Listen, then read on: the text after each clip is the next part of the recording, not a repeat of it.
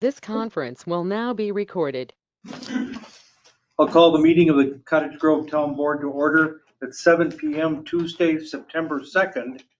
We're all at the Town Hall at 4058 County Road N. We're live, or you can use GoToMeeting to watch and participate in the meeting. We have a quorum. Meeting was properly posted. And Chief Lang, would you lead us in the flag pledge? Absolutely. Pledge allegiance to the flag of the United States of America and to the republic for which it stands, one nation, under God, indivisible, with liberty and justice for all. Thank you, Chief.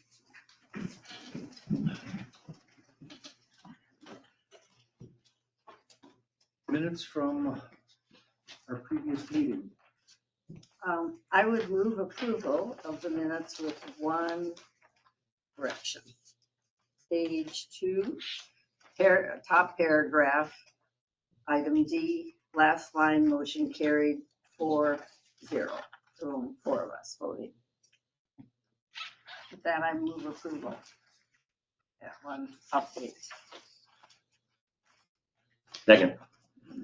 Motion by Christie, second by Mike to approve the minutes with that minor correction.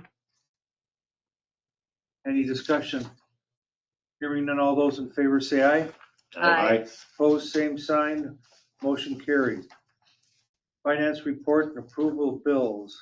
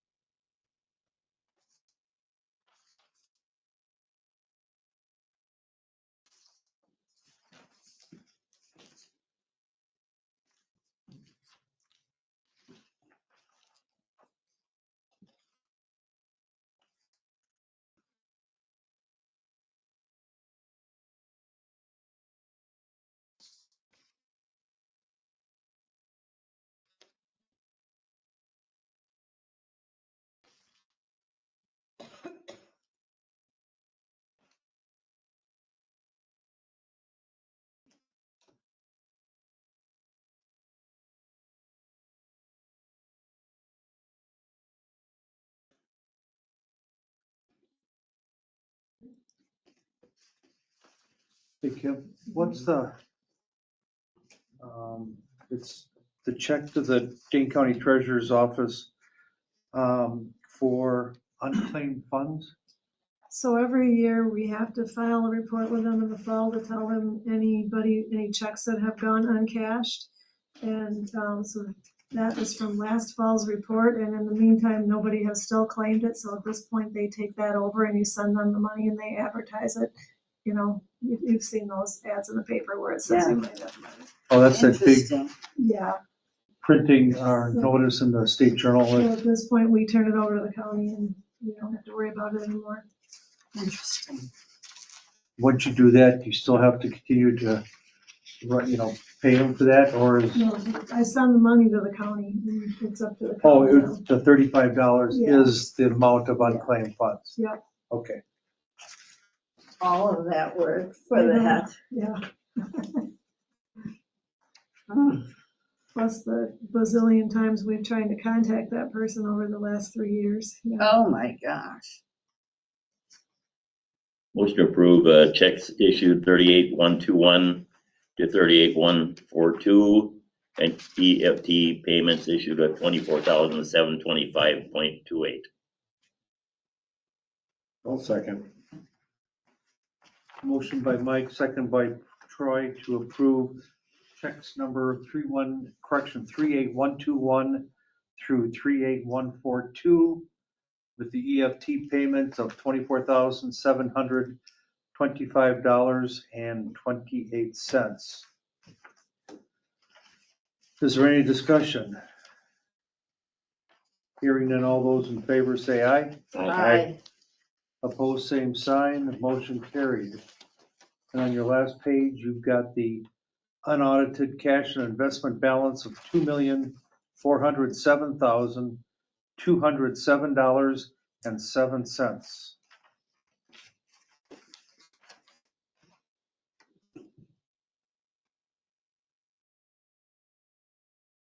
And then you have your per diems on the back page. I'll move approval of the per diems. Is there a second? Second. Motion by Christie, second by Mike to approve the per diems as presented. Any discussion? Hearing none, all those in favor say aye. Aye. Opposed, same sign.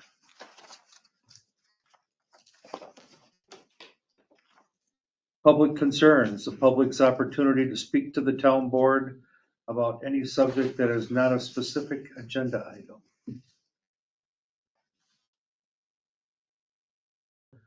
Everybody speak at once. Nobody online? Okay. All right. Normally we start at the top and work down, but Chief Lang here has a meeting to get to at the village. So with the board's approval, I'm gonna skip down to item D. Discuss and consider Deer Grove EMS Resolution 25-02-0821, response vehicle purchase from unassigned funds.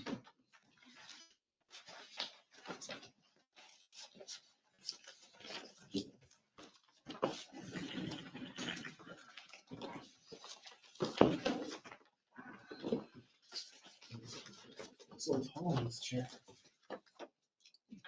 New chair since you were here last. Promise I didn't break the last one. Okay, so this resolution in front of you is a kind of an evolution of a proposal to replace this vehicle in 2023 that went unfunded, then a plan to put it into 2026 for next year as a capital expense and replace it.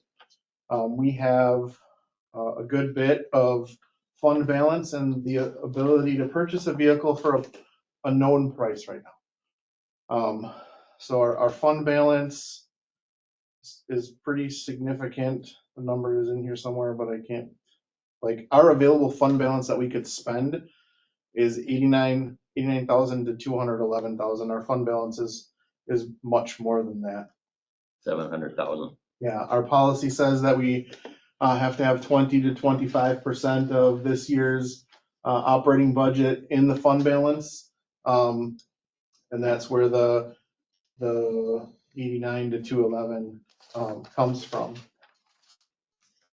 So we did some research, tried to find vehicles and the least costing vehicle, not only the least expensive vehicle, but one that would work the best for our operation and the things that we need to do with it. We frequently need to haul training supplies and equipment from station to station, CPR mannequins and the like, and those are very difficult to put in our current car. Our current vehicle is a Ford Interceptor, which is effectively an Explorer. Also, what's difficult is to stow the paramedic medical equipment that's in it. It all fits, but because it's an Explorer, there was some creative engineering done to the box that's in there to have cubbies and whatnot of where things are stored. So that's where the idea of having a pickup truck came in. We cover a lot of the Drumlin Trail. We could use this vehicle to potentially bring a person off of the trail if we needed to. It might have quicker access than bringing an ATV in, and the back area, aside from the deck box that will only go to the top of the wheel wells will be open in the back. So through pricing out vehicles currently to purchase, the Interceptor or Explorer is about $44,000. To purchase a crew cab pickup truck is about $46,500. So there's a little bit of a price difference, but not anything that would steer you one way or another. Unfortunately, the ability to order any vehicle locally, those ordering periods have closed. So we couldn't, through the state process, order any vehicles right now because those have closed and they won't open again until 2026. We don't know what the price will be until 2026. So I did some nationwide searches. There's some larger upfitters, First Priority Group, who happens to have upfit our current ambulance, big red trucks, 1079 vehicles, and the one I found was Utilitech. With the lighting package and the vehicle, it came in at, I think the price was $66,000 fully upfit and delivered to us. That was $44,000 for the vehicle, and then about $22,000 for the upfit, if my math is correct. What would be the upfit? Change, rip off the box and put a different. Nope, the box will stay. We have to buy a cap. So if you've never bought a topper recently, those things have gotten really expensive. We talked about my truck earlier today when you guys stopped by. I think I paid $2,000 for that cap in 2015. Those are $4,000 to $6,000 things now. So they've increased in price significantly.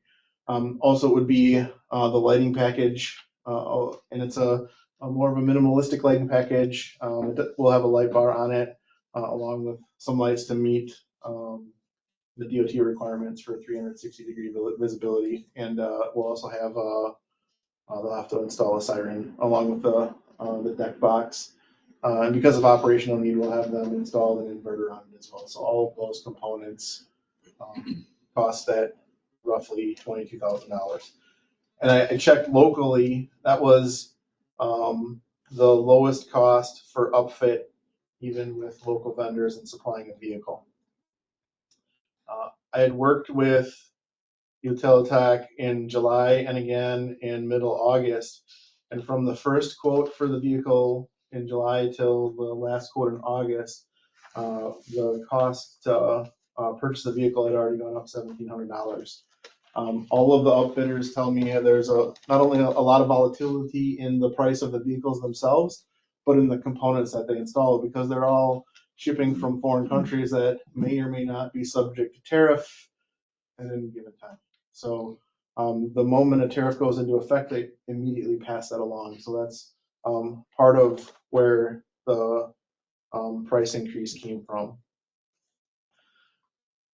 Do you know anyone who has purchased a truck like this from Utilitech? I do not. But they have a lot on site there. I just happened upon it. They had a vehicle builder that I was able to get a quote from. That's why I used it, because you could build it out and it would give you a quote and give you an idea of what something was going to cost. And then I have a contact that I've worked directly with, and it sounds like they do a lot of vehicle outfitting. So.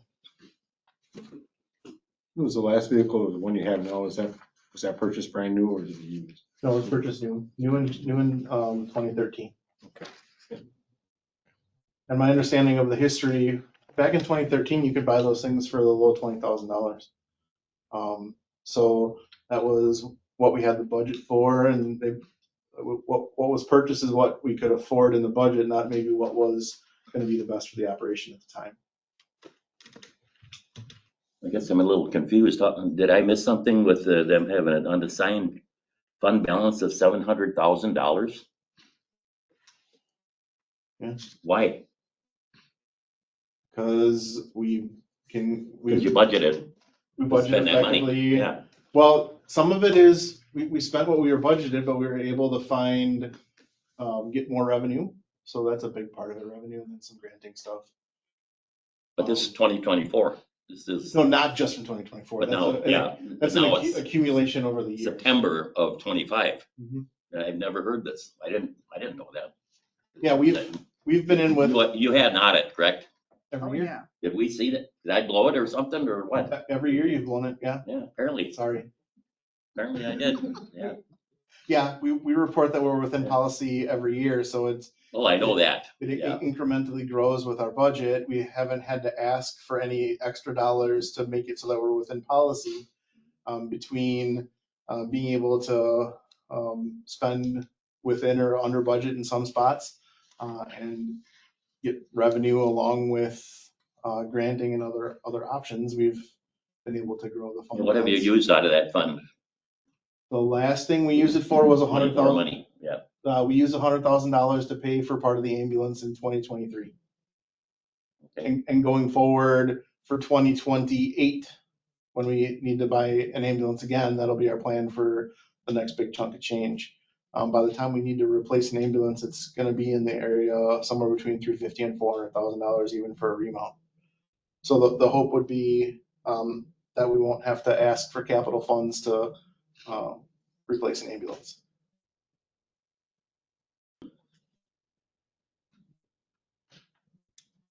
So do we move the 24 money then forward and have it left over after 2025? It'll just keep rolling forward. Well, I'm just asking, is that the way we're set up to do things or? Well, the unassigned funds is cumulative. And depending, I mean, if you had a loss year, it could go down. If you have a Yeah, I got it. ahead year, but I mean, it's just accumulation of loss years and ahead years and what you've spent out of it over those years. So if they had 700,000 at the end of 24 and they haven't spent any, they're not gonna know for sure if that's all still there till they get audited this year, depending on how this year comes out. And it could be more or it could be less. I know we usually come up with the unassigned, funds also. But, that's that much. It just seems to me it should go back to the town and the village in the village of Deerfield, in my opinion, but Well, when we use it, that's an opinion when we use it for capital purchases, it effectively does Yeah. go back. in a way, yeah. With the premise being that if we fund it with our available unassigned funds now, then we won't ask for a budget initiative in 2026. But you have used this vehicle for other things other than preparing to We go to respond, the scene, we correct? respond to calls and Your kids went to MATC, some of the people, didn't they take this vehicle? Yeah. Yep. So when we have events like that, staff will take it. It gets used. Obviously, it has 80,000 miles on it after almost 13 years, so it doesn't get the wheels driven off of it, but it gets used fairly But I'm regularly. saying you'd be using it for the same thing, this new one. Yep. So it could be out of service if it's over at MATC. Theoretically, if you look I'm at just that saying, way, it's the risk you have with only having one vehicle like that. you guys do a great job, but these questions need to be answered, in my opinion, so. Yeah, we've had very rare opportunities where it's been needed and it's been somewhere else. And this letter that you had AI write it, it's pretty good. I can't trust the eye. I'd have to read it again myself. I thought I'd throw that into it just for spite. How about the things with Chief Archibald? You got his letter, I'm sure. I got it through the woodwork. I didn't get it directly. Well, I just got it there right I now. got it and I read it. I've measured the bay, the vehicle will fit. Christy and Troy were over, they've measured it just the same, so it'll fit. If there, my concern would be that if there were concerns by Nick, is that we could have had a conversation about it rather than. an I understand email that, yeah. To all you Yeah. guys, and luckily I was able to get it and see it and not be caught off guard by your questions, and I can have some preparation for the answers at hand. Some adjustments that could be made is that the rehab trailer doesn't necessarily need to be stored inside, and we can make that adjustment if needed. I was certain it will fit before, and I'm still certain now. I have statistics that show when it does or doesn't respond, when I respond with it, how often that is or isn't. I don't think we're here to talk about those issues, so. I would like to see that trailer stay undercover myself. I would too, yeah. It's a really nice wrap that, Whether it's sit out in the sun or in the snow, Yeah. especially when you need it right away, you can just pull it out and go. Yep. Rather than have to dig it out or something. I think part of this discussion points out what we're going to work on is that there is some space needs and that we're gonna have a study to help us identify how to fix those space needs. But it would have to be down here in the building or near the building, obviously. The trailer? Or? No, your new vehicle you want. Oh, it'll. Trailer, what trailer? We, What? Dane County Emergency Management donated to us a trailer that used to be a disaster trailer. And we converted it into a public safety rehab trailer. When we put it in service, we were going to a lot of structure fires. And when EMS responds to structure fires, we have to ensure that the people on the fire ground are safe, along with us being safe at the same time.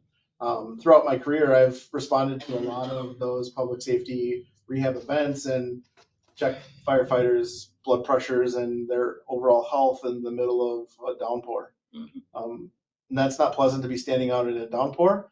And we shouldn't be bringing firefighters that just left a carcinogenic smoke ash-filled environment into an ambulance. But So- if they go out in their vehicle to the scene, Mhm. you guys send your vehicle too? Always. So you get the two of them out there right away? Are you talking the response vehicle? Yeah. Or, Well, this new one you want to buy, correct? well, we need to make sure that we get an ambulance there first. Okay. So the ambulance would go first, and then generally if it's a fully involved structure fire, a working structure fire, then the second ambulance would come in and assist with bringing the rehab trailer to the scene. Because both ambulances would be there anyway. But what about the vehicle you want to buy? Well, it would pull the rehab trailer. Oh, that's what it would do? Not just that, it does a lot of things. That's one of the additional things that it would do. But your one you have now, does that do that too? Yeah. How many miles on this, your old one? Just short of 80,000. One of the things we've identified from recent services is that there's some, I shouldn't say this in a public meeting because someone might see it and then not bid as much for it if it goes up for sale, but there's some maintenance that we're gonna need to do to it. So if we end up selling it, we'll defer that and let the new owner take care of things like, it says it might need motor mounts and some bushings front and rear. So if we keep it, it's gonna need somewhere between $5,000 and $10,000 of repair.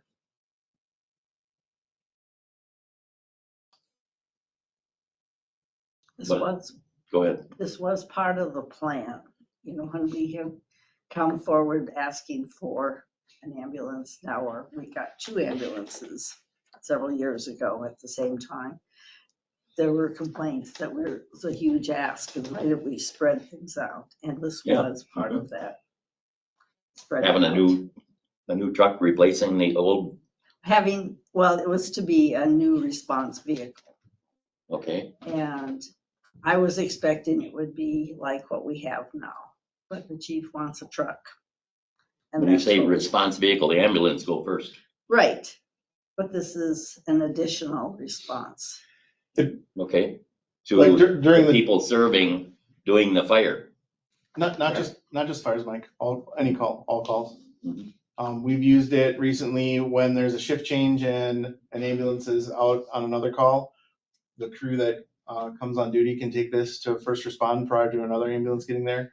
I use it probably the most often to augment responses when I'm on duty in the office. And then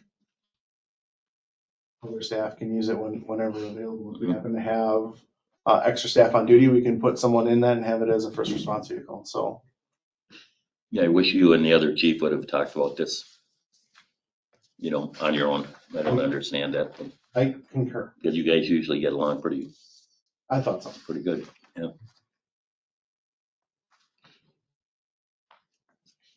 Because when it boils down to it, we put it into a plan, the plan was approved, we have a way to pay for it without any of the municipalities having to pay anything out of their budgets, and we can get it now at a known price. If we were to wait, there's no saying what it might cost. So those are all the reasons why, and it's a useful part of our operation. So those are all the reasons why I request you approve it. And you haven't been to the village, either village yet, or The Village of Deerfield has approved it already. they approved it? But you gotta go to the other meeting. So do you share this balance with the chief, with Nick? Go, This amount of money, no, those are our dollars. this is strictly yours. Okay. Yeah, strictly. You're totally separate.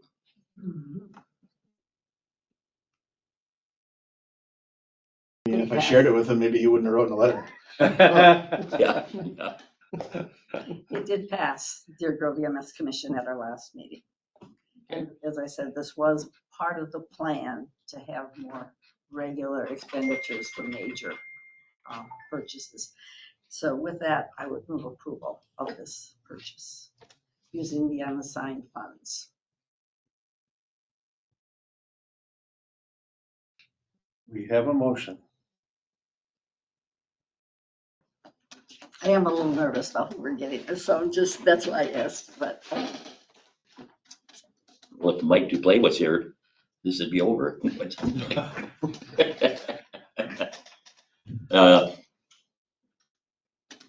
I'll second it for more conversation. And back to you.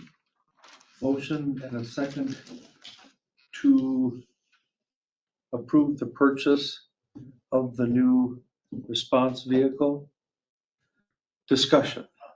Well, we're gonna buy something that's way above the vehicle, that what the last vehicle could have done. This one's gonna do a lot more, is that correct? I suspect, yes. Mhm. And you've been looking at that all the time, that you needed the vehicle to do other things. What's the thing about oxygen? We are not gonna The get into chief. that discussion because I think there's ways that we can transport oxygen in my research, but my research has not been hardy enough Hasn't to be able to been, answer that. So as of right now, where it's legal, you mean? Or what? oxygen is a no-go. It's a what? Oxygen is a no-go.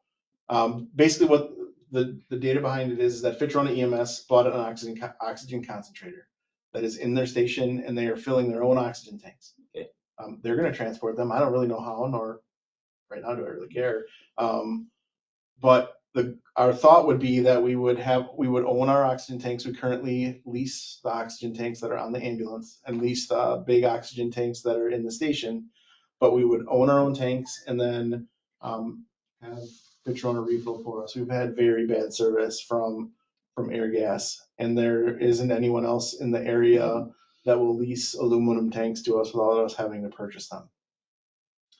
So the goal was that Fitrona EMS would charge us what Airgas charges us to refill it, and we wouldn't have to pay a delivery charge, and we wouldn't have to pay hazmat fees, all the things that Airgas charges us. So at the end of the initiative, it would be a net positive for the district.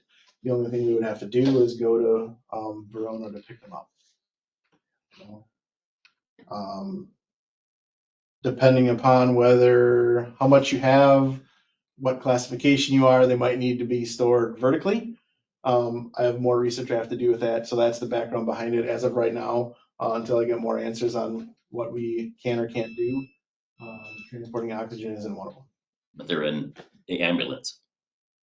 Because they have specific storage spaces in Yeah, ambulances. that's what they're for. They're the storage area. Vertical and horizontal in ambulances. Yeah. That's all I have.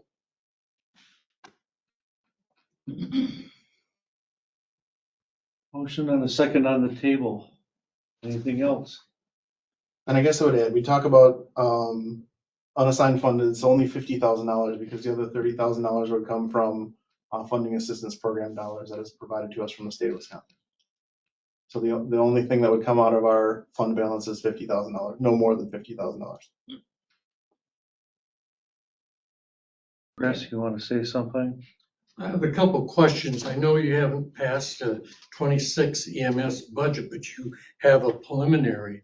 what effect does that preliminary have on your funds that you're planning on using? It doesn't have any, It wouldn't affect, this purchase would not affect wouldn't affect that. our budget. No, nothing. No increase. I mean, it would not affect what our portion of the 26 budget would incur, if that's what you're asking. Well, you would have less in that fund balance if your 26 budget is higher than 25. Correct? Because of the percentage, Yeah, because of the it being a percentage in the policy. Is that what you're saying? Right.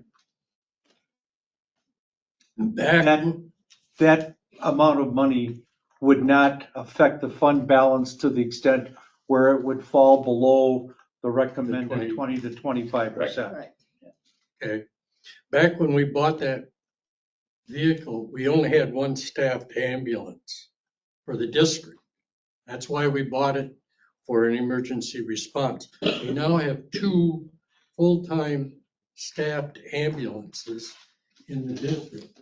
If you look at 2024 usage of that vehicle and 2025, 8 months of that vehicle, you have to determine, are you getting what you're paying for, or could you use a smaller vehicle and still accomplish the same results?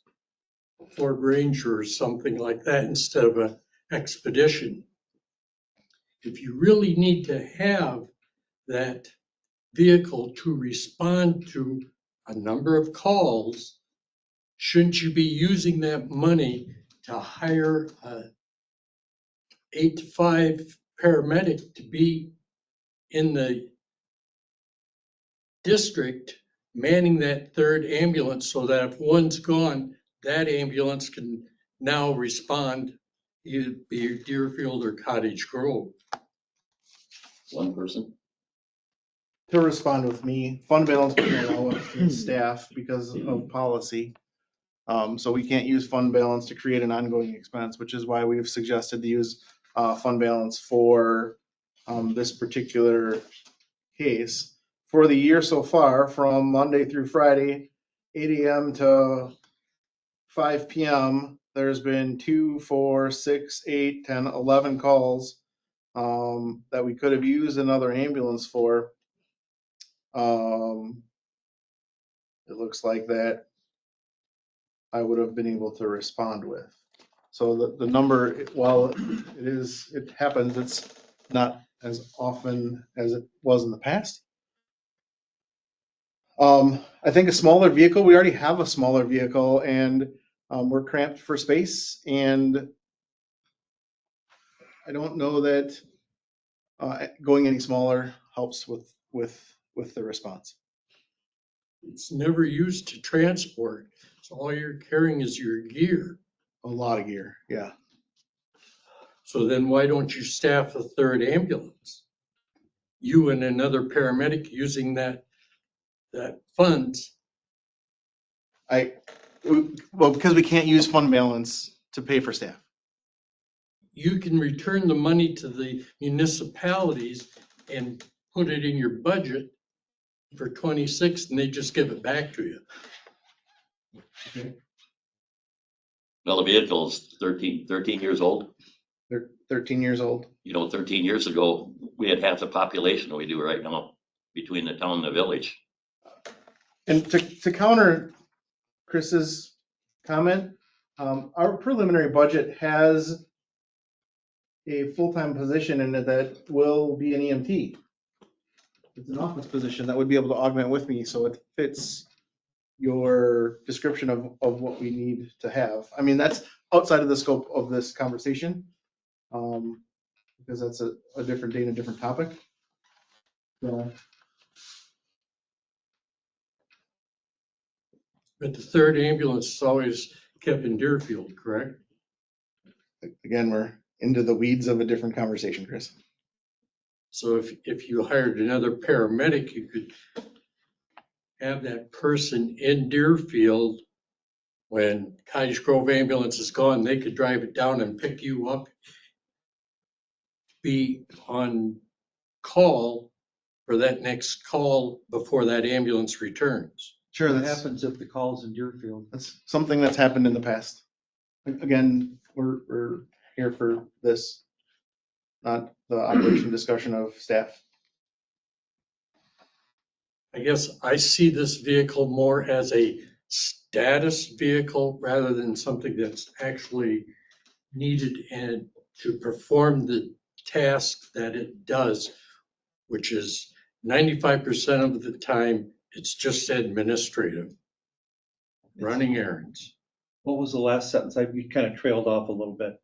You see the vehicle as what? I heard the status vehicle, but what was it after that?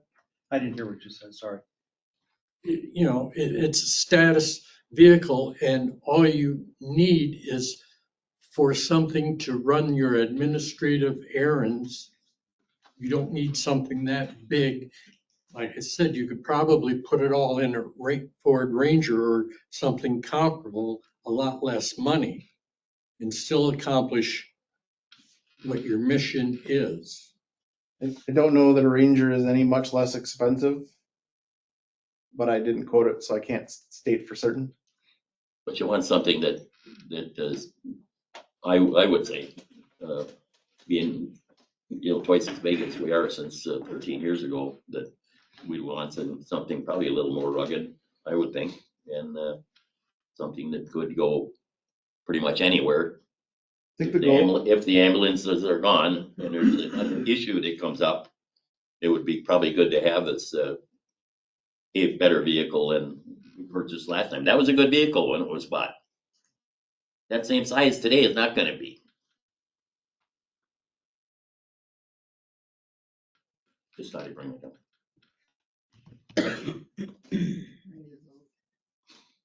Call the question. All those in favor of the purchase of the new support vehicle for the EMS, the Dodge Ram? SV. Thank you. Say aye. I, Aye. Taken out of Unassigned funds. unassigned funds, yes. Extension. Sorry. You what? Go ahead. What was that? No, go ahead, continue. he abstained. I abstained. Oh, motion carried 3-0-1. Is there anything we would need you for as far as the discussion for the contract? I don't think so. Unless you wanted to just do it quick. Yeah, Should can we be do quick. it now while he's? I still- can, I just didn't know how pressed you were gonna be. They were gonna wait for me to get there. Okay. Next item, discuss and consider the 26 to 28 collective bargaining agreement between Deer Grove EMS District and the local 311 Deer Grove paramedics.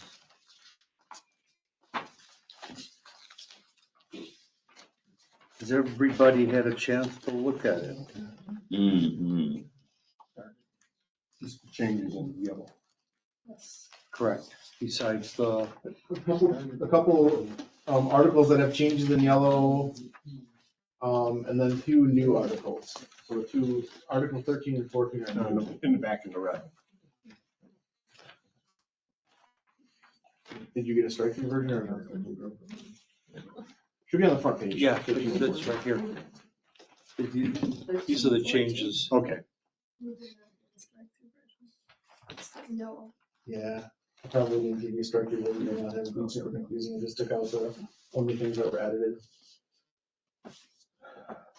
Okay, so Christie was on the bargaining committee for the commission and helped with Paula Severson and Carrie Hewitt from the commission to negotiate with the bargaining unit.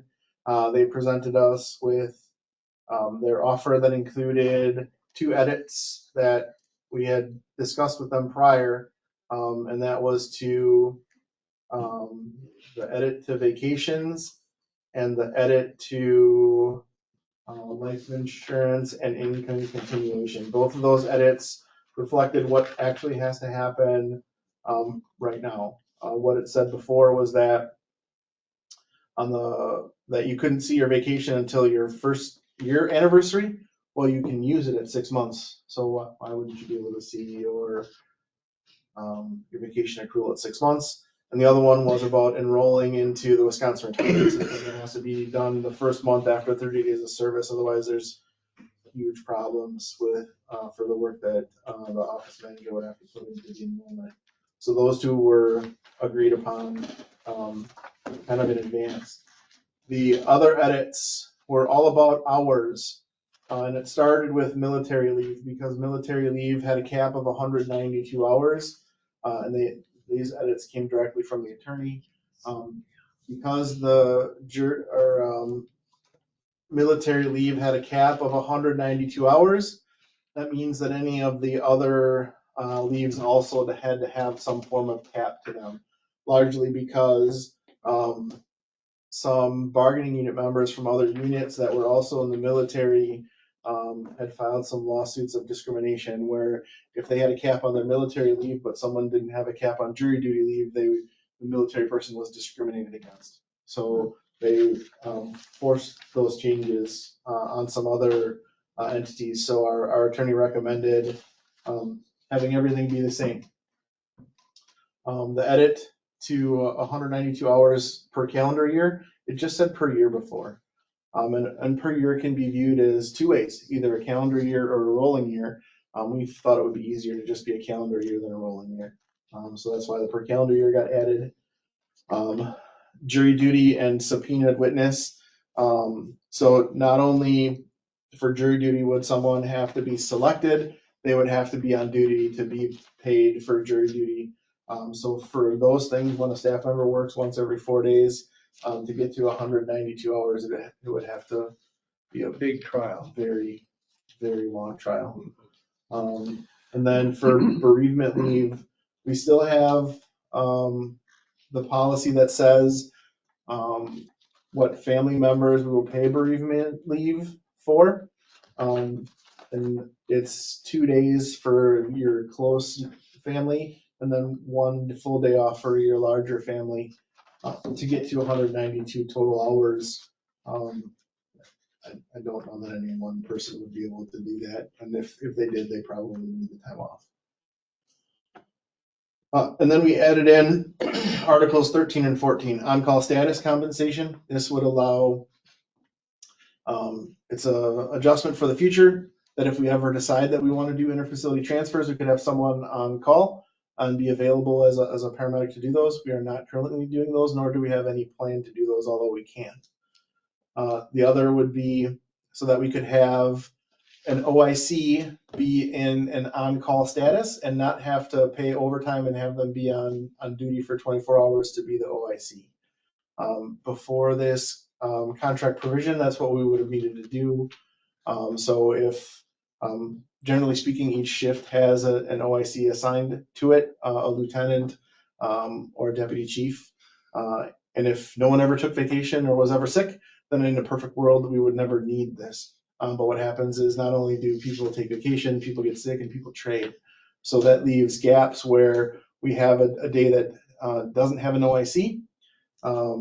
Since I started till now, all those gaps have largely been covered by me. Because you don't pay me overtime. You pay me what you pay me. So it'd be pretty impactful to the budget if we had people on overtime to be an OIC that might not need to do anything but be available. So that's what this does, is it acknowledges that when we start our duty day, we have some activity in the morning that the OIC will need to manage. It'll pay them 2 hours of overtime for the first of the morning tasks that they'll have to manage. And then after that, $3 per hour on call. And if they have to manage something, then it'll be paid for actual time worked in 15-minute increments. So what is the pay difference per hour for the coming year compared to what it is right now?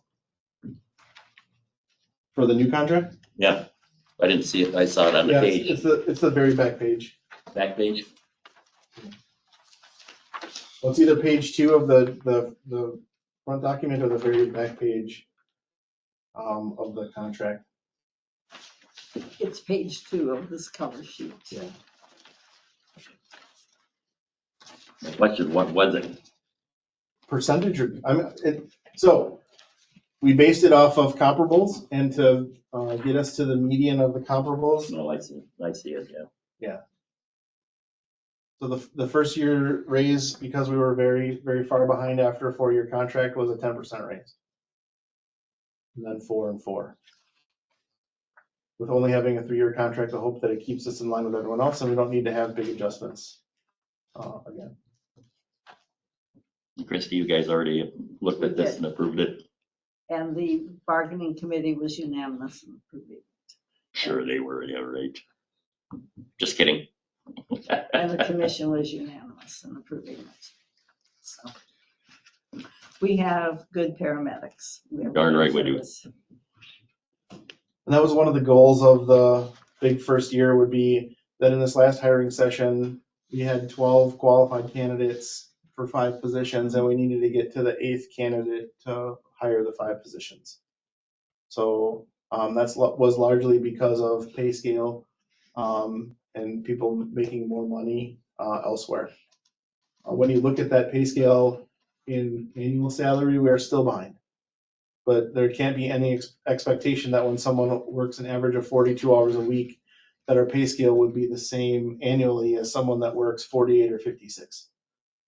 So we're comparable by hours, the hourly rate, not the annual rate.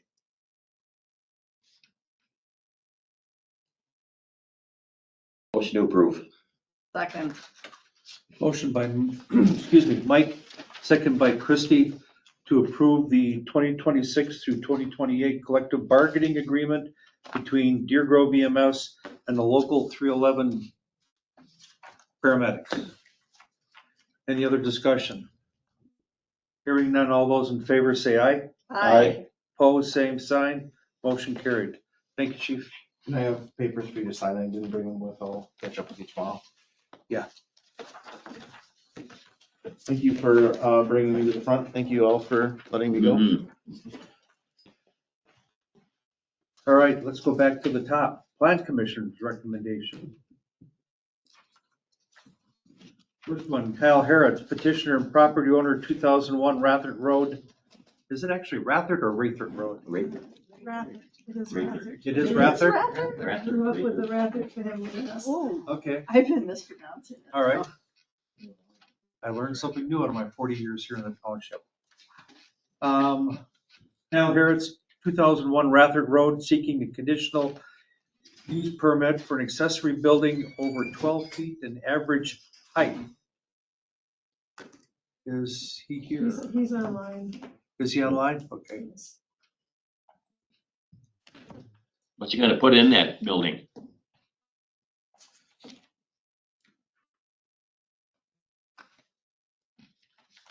Is he listening? Well, we can't hear you. Okay.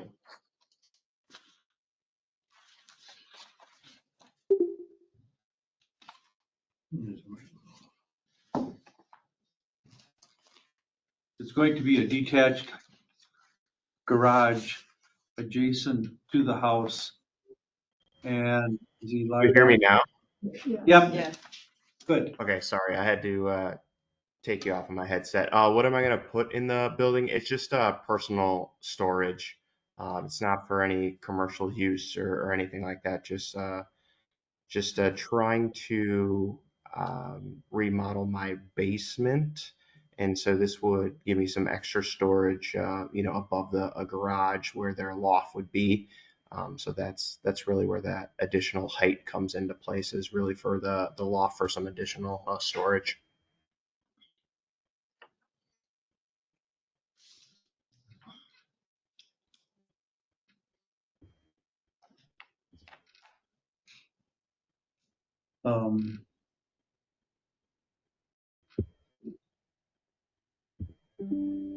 Who showed up at the Plan Commission meeting, who did not have any objections and was actually quite encouraging That, to allow him to build the proposed garage. James Height.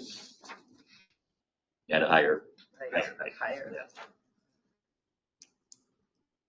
And the Plan Commission went through the 7 standards or 8 standards of the CUP approval process and met all of those conditions.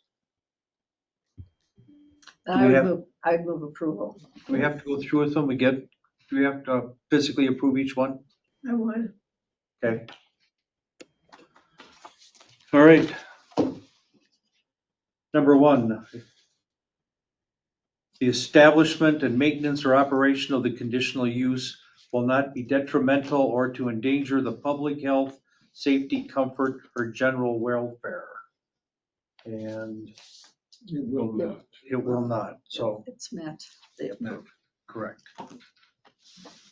Number 2, the uses, values, and enjoyment of other property in the neighborhood for the purposes already permitted shall be in no foreseeable manner substantially impaired or diminished by establishment, maintenance, or operation of the conditional use. It meets it. It means that they will not. No problem. The establishment of the conditional use permit will not impede the normal and orderly development and improvement of the surrounding property for uses permitted in the district. Not. Yes. Correct. Agree. Other property owners have similar buildings. Adequate utilities, access roads, drainage, and other necessary site improvements have been made or are being made to accommodate the conditional use. Agree. Yes. Adequate measures have been taken or will be taken to provide ingress and egress so designed as to minimize traffic congestion in the public streets. Yes. Agree. That the conditional use shall conform to all applicable regulations of the district in which it is located. Yes. Yes. Yeah. And the conditional use is consistent with the adopted town and county comprehensive plans. Yes. Yes. And number 8 was farmland preservation, which does not apply in this particular case. Is this going forward into Dane County or what? He's already applied at the county. Yeah, For- This is the town's recommendation. Yeah. For when the county reviews it. I would say that he should not use a stamp on these documents. He should sign his regular signature, not using a stamp. Did you hear me? Yeah, are you talking about the actual application? I'm looking at the general information here and You probably filled out an online form. Yeah, he did? Yeah. yep, That's an I online- filled it out online. Doesn't look like it. That's an online signature. Okay. Auto pen? The PDF reader allows you to have a saved signature. Yeah. I move approval of the plan commission's motion. Second. Motion by Christie, second by Mike to approve the Plan Commission's recommendation for the building height CUP, finding that the applicant has met all 7 conditions for that CUP approval. Any discussion? Hearing none, all those in favor say aye. Aye. Opposed, same sign. Motion carried. Discuss and consider revisions to the conditional use permit process. So in this case, there's 2 things that need to be revised to be in alignment with the county's recent changes to their conditional use process. And one are the proposed revisions to chapter 15, which you can see from the memo from Mark Roffers, basically are aligning it with the county and also kind of solidifying some of the other practices about how and when we accept applications and whatnot. And then the other revisions are to the petition for change of land use or the application form to make it consistent with the ordinance. So what will need to happen is, in order to adopt these changes to chapter 15, we need to publish a class 2 notice and hold a public hearing first. So if you're in agreement with these changes at this point, then you should also suggest a date for that public hearing. And I would say probably October 6th, because I have to publish a class 2 notice. So that's about as soon as I can get that after tonight. What you've done here, you just incorporated the stuff into the chapter Yeah, Mark Roffers did. between here and here. Yeah. Mark Roffers did the edits to the ordinance did he? itself, and then I did the edits to the application form with his approval, I guess. So I guess the petition for change of land use, you could approve that now to go into effect once the ordinance is adopted, because that doesn't need a public hearing or anything. That's something that the town board can change, but obviously we wouldn't want to put the changed version in effect until the ordinance is adopted. So.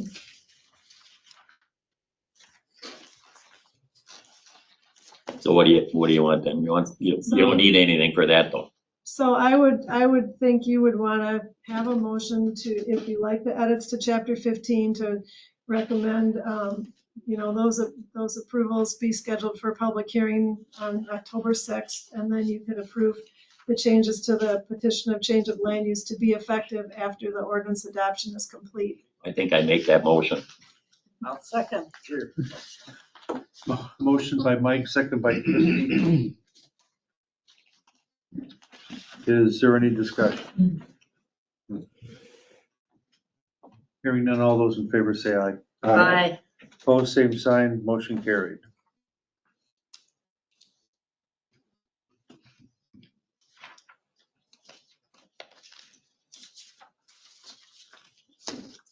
And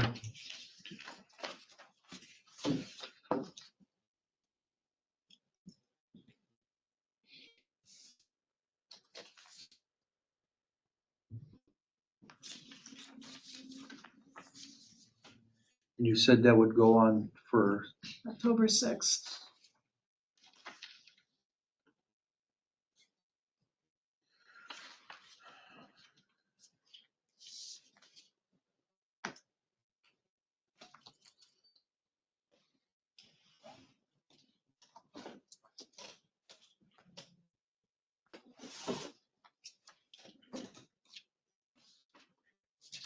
do we need a separate,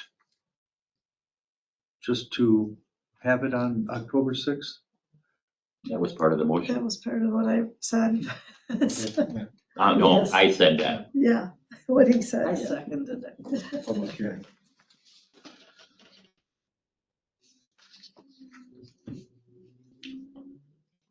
Next item, discuss and consider request to prohibit parking on Ridge Road at the Glacial Grumland Trail.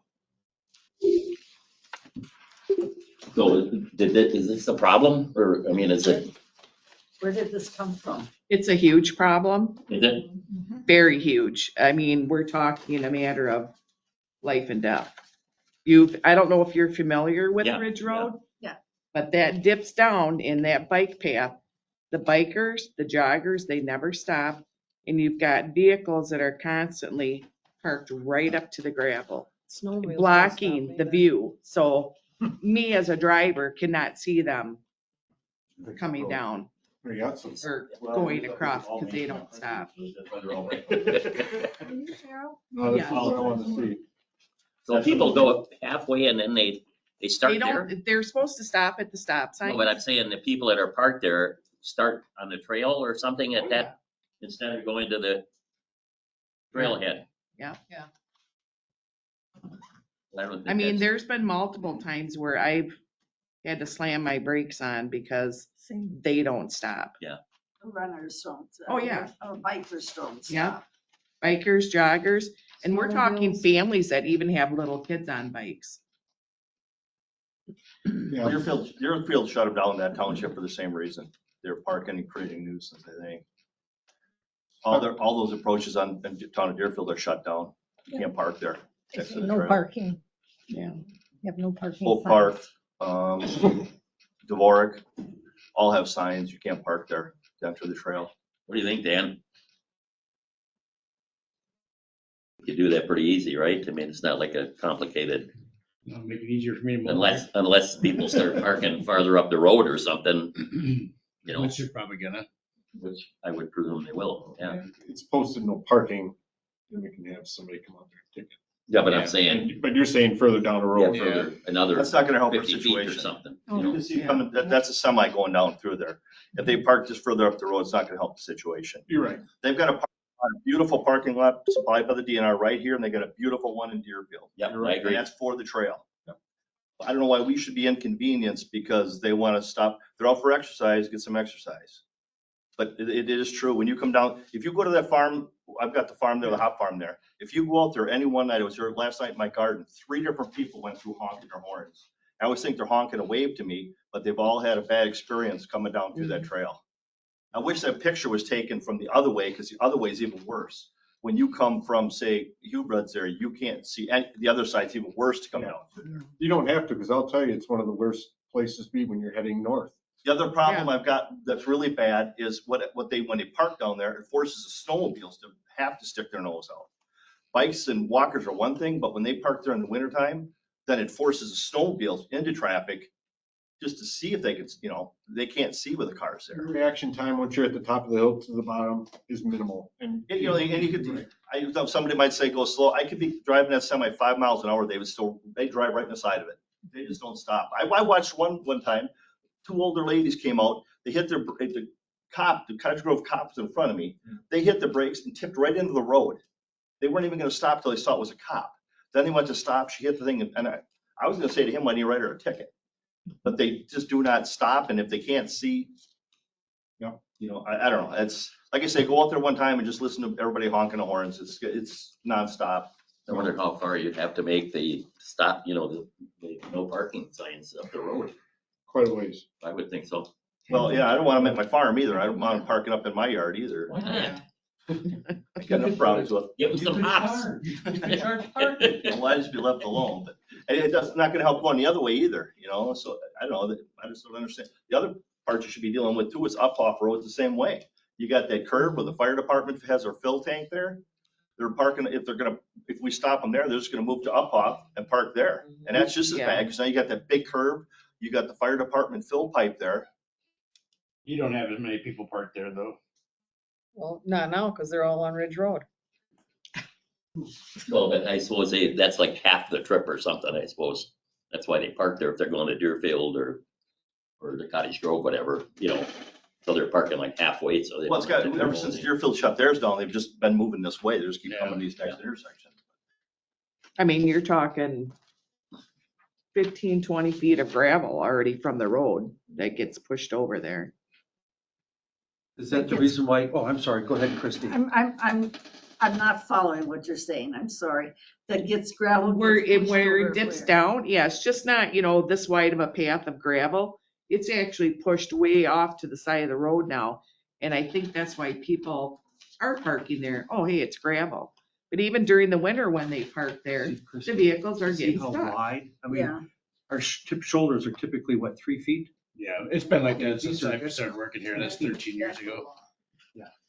and it's gotten that way because of so many cars. Well, they're parking on You the, just get more and more people parking there is a problem. Oh, my God. Yeah, go ahead. And people that walk their dogs too, and dogs are running out in front of you and, yeah. I would make a motion that we do put stop sign or no parking signs out there. But I'd like maybe Dan or somebody to come back at our next meeting and give us advice on how far or how we should do it. As far as how the distance Yeah. from the tracks, Yeah. old tracks, north and south. Yeah. Both ways. I'll second that.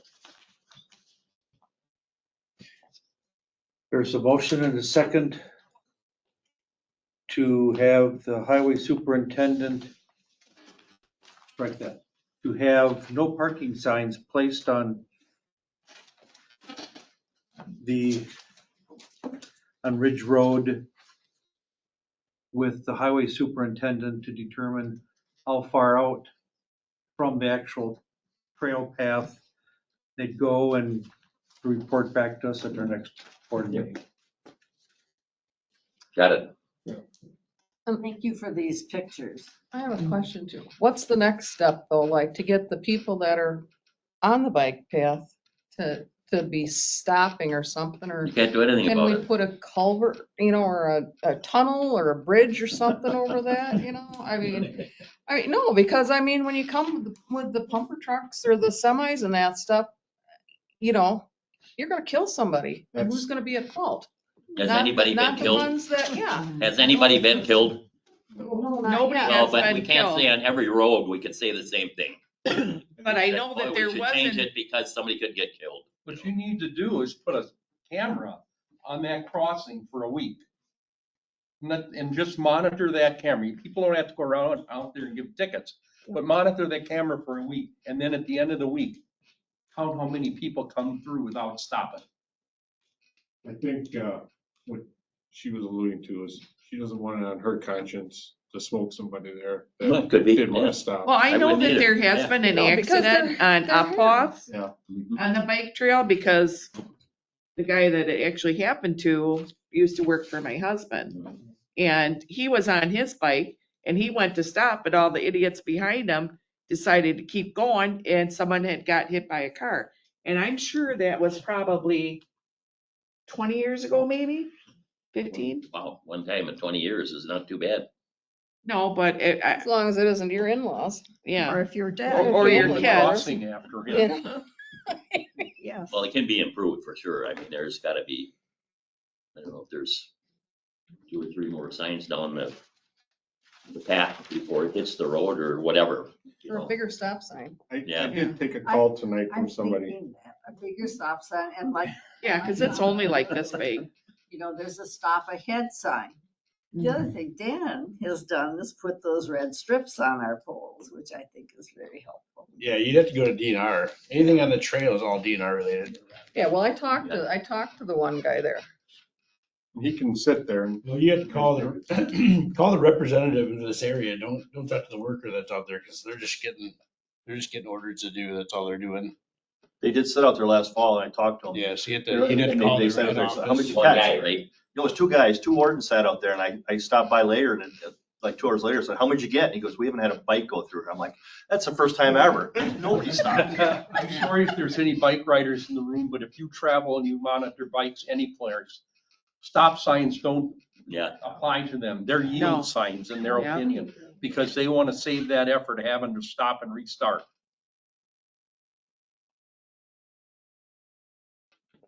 we're here to talk about putting no parking signs. Yeah, what we can do.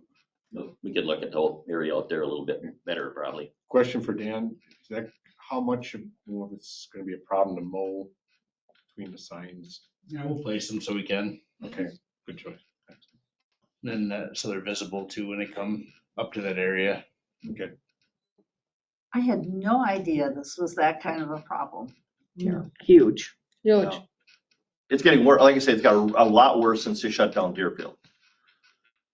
They just migrated this way. But it's not a problem for 100 people, but it's for the people that live out there. Live out there. It's a big deal. When you say And they shut, we're the ones with the vehicles. We're not the ones that are going to get hurt. It's somebody else that's going to get hurt. when you say they shut down Deerfield, what are you referring to? Well, if you look on all their trails, they're all marked on the trails, no parking At the road crossings, they at the have road road parking crossings. signs. Even some of the abandoned, I don't know if you, I think what her name, Kestic, Kestic Drive there, if you're familiar with Kestic, little road, they shut that one down. Because as they shut down Oak Park, they just moved down to that one. They just kept moving, so they just finally shut them all down. They did every crossing in Deerfield Township. Pardon me? Mm-hmm. They did every crossing in Deerfield Township. Yeah. It's the whole way. Every crossing. Is it, okay, yeah, I thought pretty sure. What's interesting though, if you look on Access Dane, you look at the old granaries there where the rail house is, the parking lot that's further east, part of that's all DNR. Yeah. And nobody parks there. They don't, they got this beautiful one here in town. I don't know if they park there. That place is packed a It's lot. full. Yeah, I have packed there, but I'll be honest, I have done this. But we were the only car that was parked there. That's why when you showed me this with all these vehicles, I couldn't imagine. I make a motion, Christie gets thrown off the board. That was just a random day. That was just kind of irritated me, so I was trying to drive that semi and take a picture at the same time. I'm not sure if that's right either, but. I will not do it again. Now that I- You better believe it, you're not gonna do it again. Um, I wouldn't admit it. Because you're not only, someone might end up getting killed, but then that driver has to go through everything too, you know?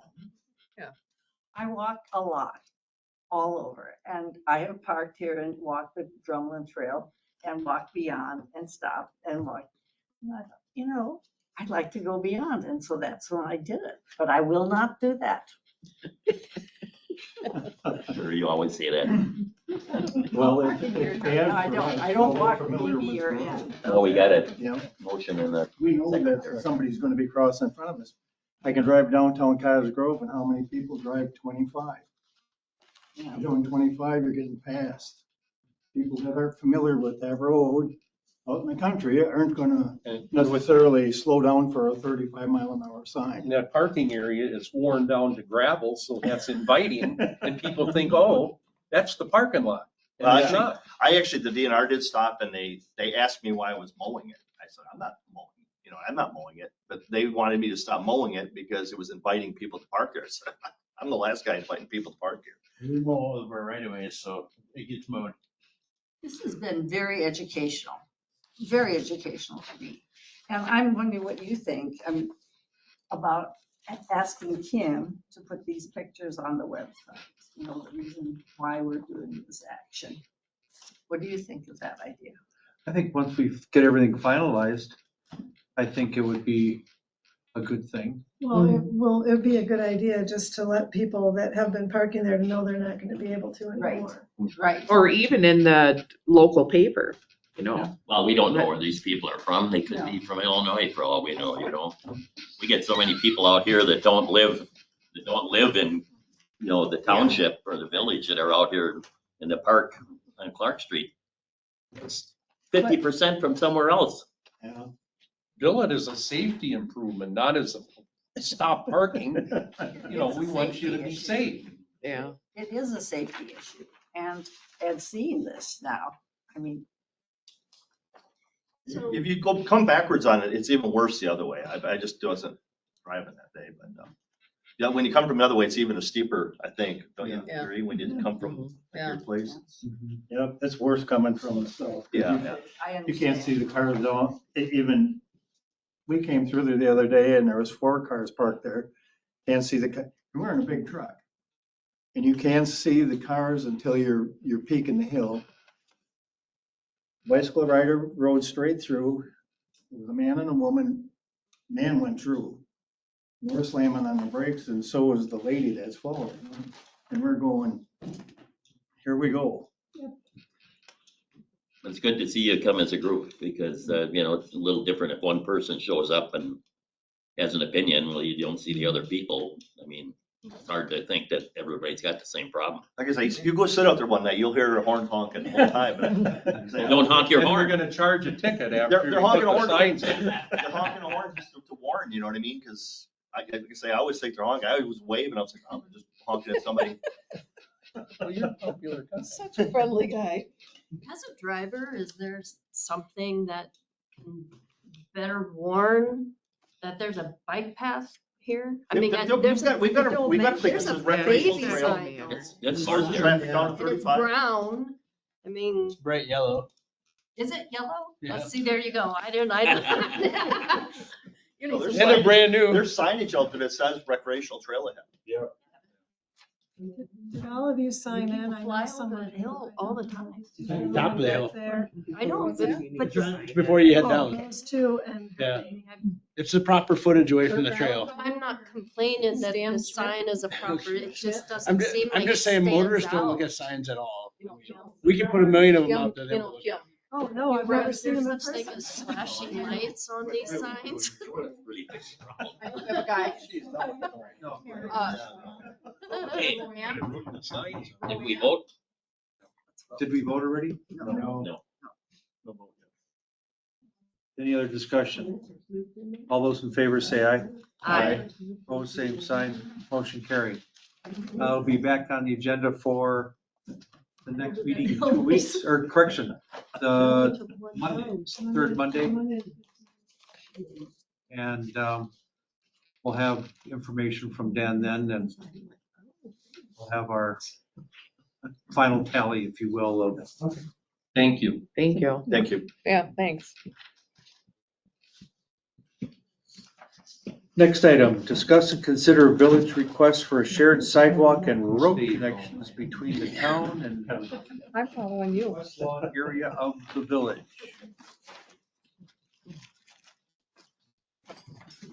Well, as you can see, There's one. Who? Oh, yeah, that one letter. Doesn't live there, well, though. that's not necessarily It's not- for this. She anywhere. was, she lives on Vilas, and she's just general support for walk. as opposed, so we don't use gasoline.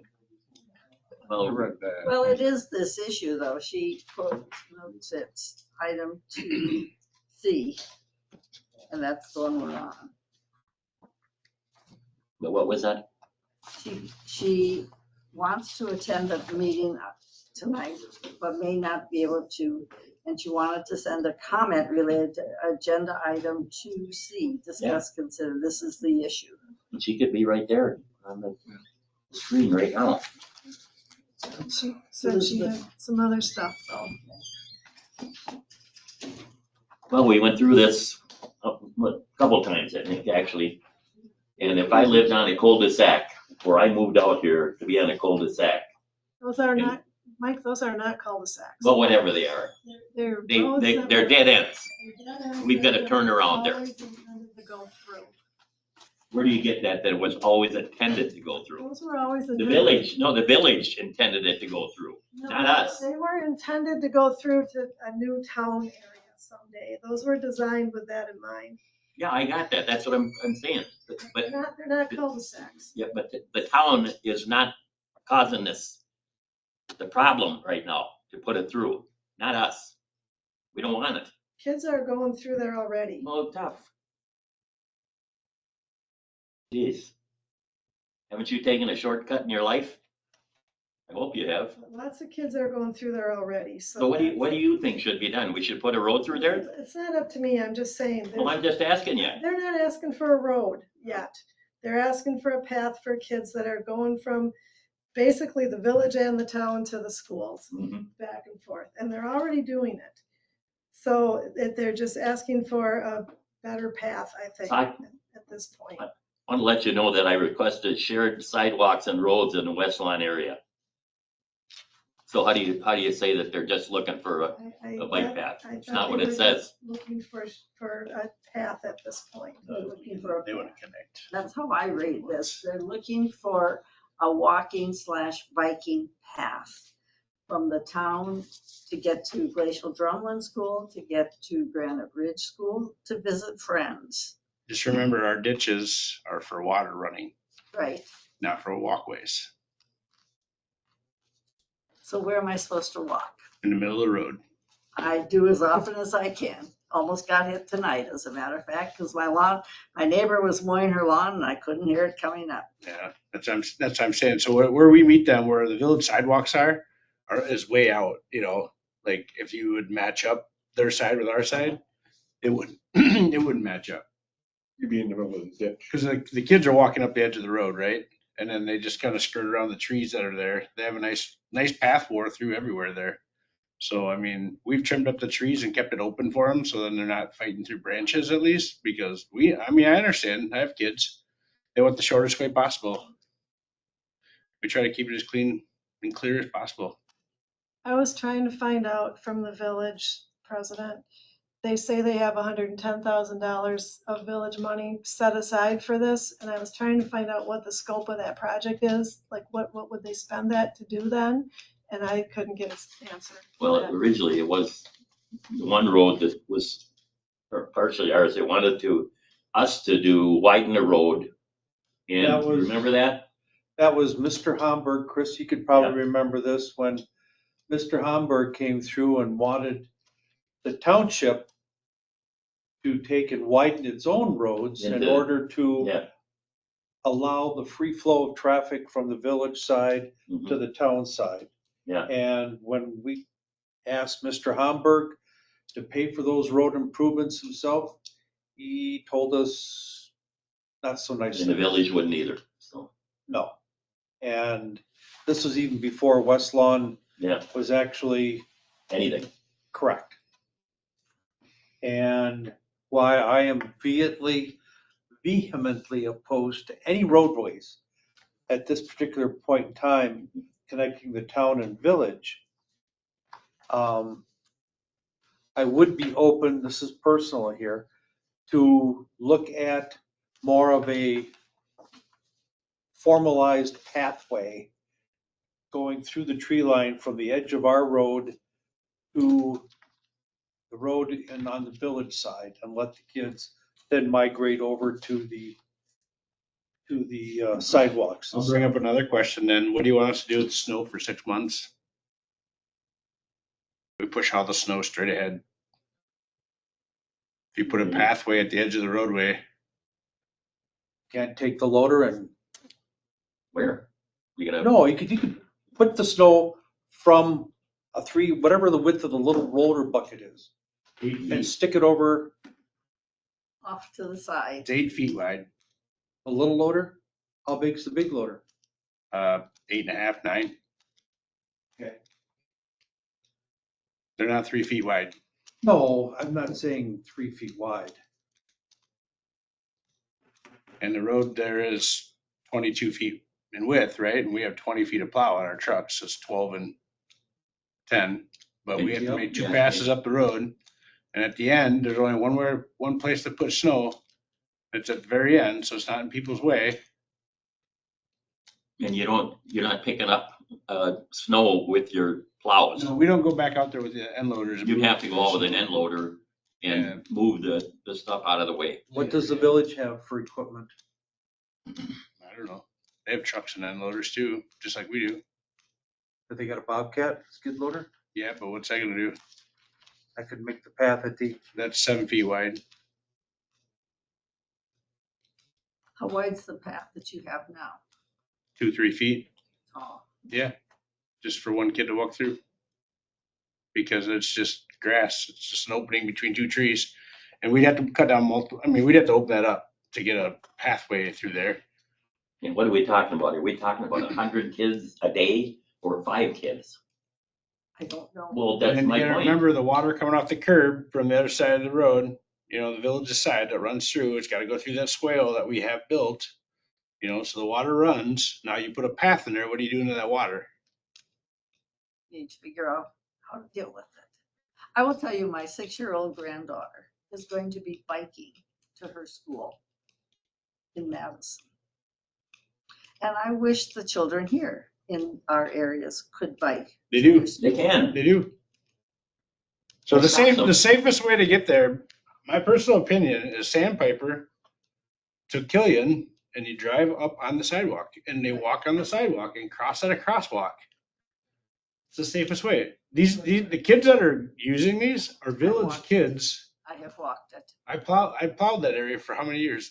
It's village kids that come out of the village from down off of Morning Dove there. They come off of Smithland Road and all those roads down in there. They come across and then they walk up the hill because it's easy, quick to Graceville, Drumlin, and those schools. You can probably count on one hand how many town kids are walking up through there. Because they catch a bus. No, they're within 2 miles. Huh. No buses within 2 miles.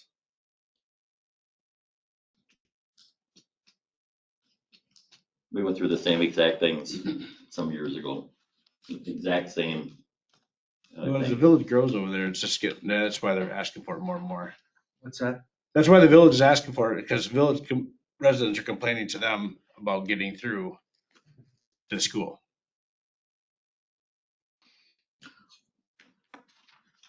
Well, the schools are in the village, so Yes. they would all be, The ones that live on the other side of the town subdivision. So our subdivision is in between their schools and Moore Village. They just want to go the shortest route. That's what I would do. So I would do too. Not if your parents told you not to. Well, I hate to say it, but that's true. Take your bike, go down, and then go across on the village road. Jeez. If I remember this from last time, I remember some residents came in when we actually, when we made it known to them. And they didn't want us cutting the trees down in between, because then that's just subject to more issues, right? Like allowing traffic through, somebody's gonna try to sneak through there, The wider you make a path, the more inviting it looks. Just like at the end of Meadowlark right now. Yeah, I got a cure for that too. But I'd like to hear that after a while. I know that I would like to encourage more walking because it's so healthy for us. It really is. And if they are willing to pay for it, well, maybe we don't have to figure out. We say they pay for it and keep it open. I guess the question is, what's it though? yeah, a road What's that? connection or what? What is it? You A know, walking path. I think you guys should maybe, if you're not familiar with the area, you should go out there because like Dan said, we have our ditches and their paths are on the other side of the trees, but their paths line up with our ditches, not our road. And so I don't know. I mean, I'm not saying that I'm in favor of it either because I don't think it's going to be safe because now you're encouraging people to walk on the road.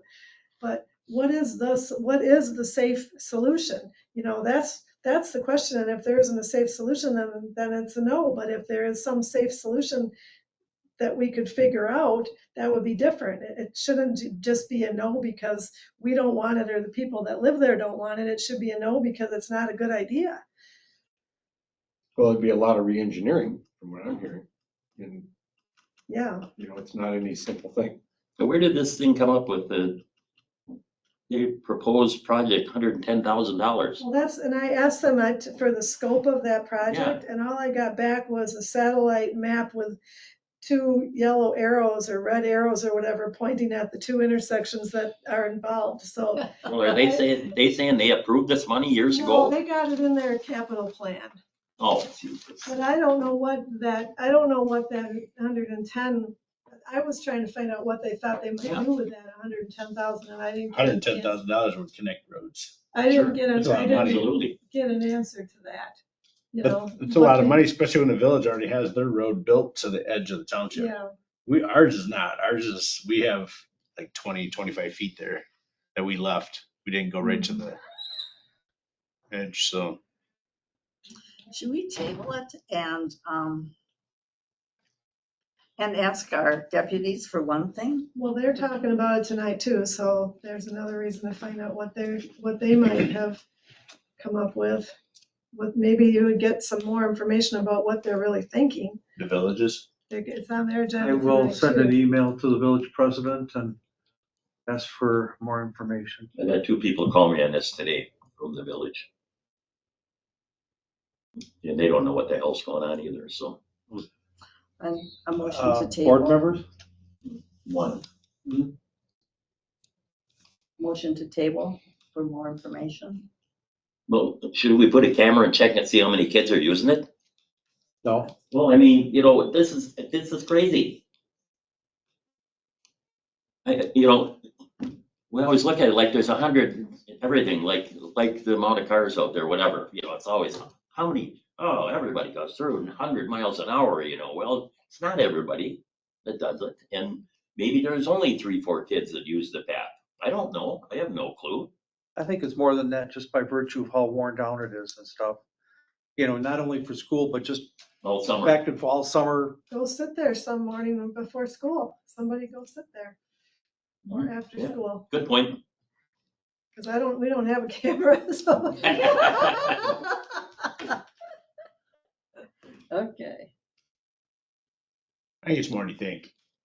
Yeah, I bet it is too. What's that, Dan? I think it's more than you think. I think it's more kids than you think. Could be. How about the neighbors? Would they know? I don't know. You think they probably would. But they might be just like the people that think the cars going by are going 100 when they're going 30. Yeah. I don't know. Yeah, good point. But they're not just looking at one road there, they're looking for Two. two. And the one is where the water runs all the way down, and it's been designed poorly for drainage from their side of where Mike Duplay lives. No. There, No, Isn't that's that one of down, that's down one more street, or up one more no, I street. thought it was, Morning Dove and Pheasant Run. Yeah, those are on the Morning Dove. Then you got Thrush and then you got Nightingale. yeah.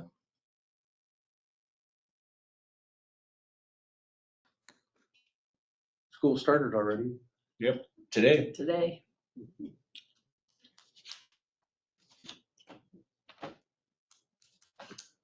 Motion to table for the information. I'll second it. Motion and second to table discussion. Hearing none, I'll have something hopefully by the next meeting. Hearing none, all those in favor say aye. Aye. And who says no? Aye. 3-1.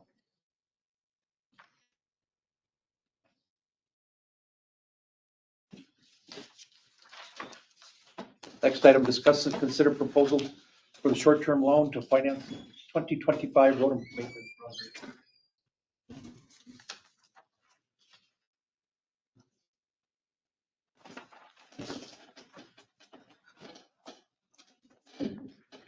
Looks like our friends at Lake Ridge Bank. Yep, The township does banking with Lake Ridge currently. that's our main bank. They are amazing to us. Okay. They give us so many perks for free and take such good care of us.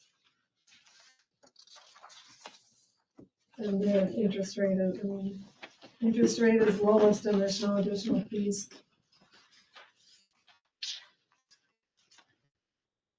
So the next one in line was a 5.5 and this is a 4.79. Yeah, And there's no fees. there's no fees. I couldn't believe what the Bank of Sun Prairie was. Yeah. Kind of a no-brainer. Yeah, I agree. Make a motion for us to use Lake Ridge Bank. Second. Motion and a second to approve the proposal from Lake Ridge Bank for the short-term borrowing for 2025 road improvement at a term of 4.79% for $350,000. Discussion. Hearing none, all those in favor say aye. Aye. All four of us?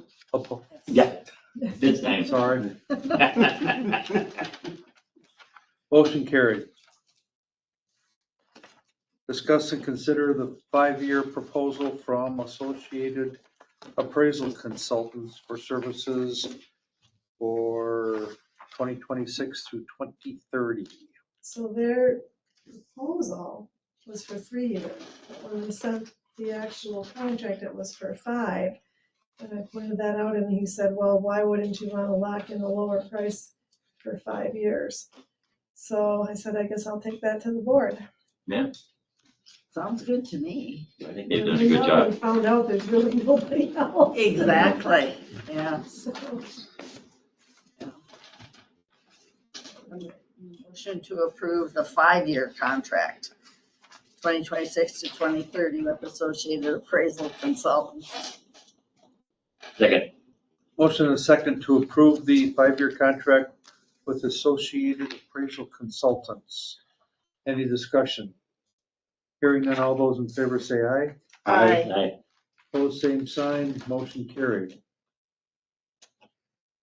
Next item, adoption of resolution 2025-09-02, approving participation in the Dane County Urban County Consortium.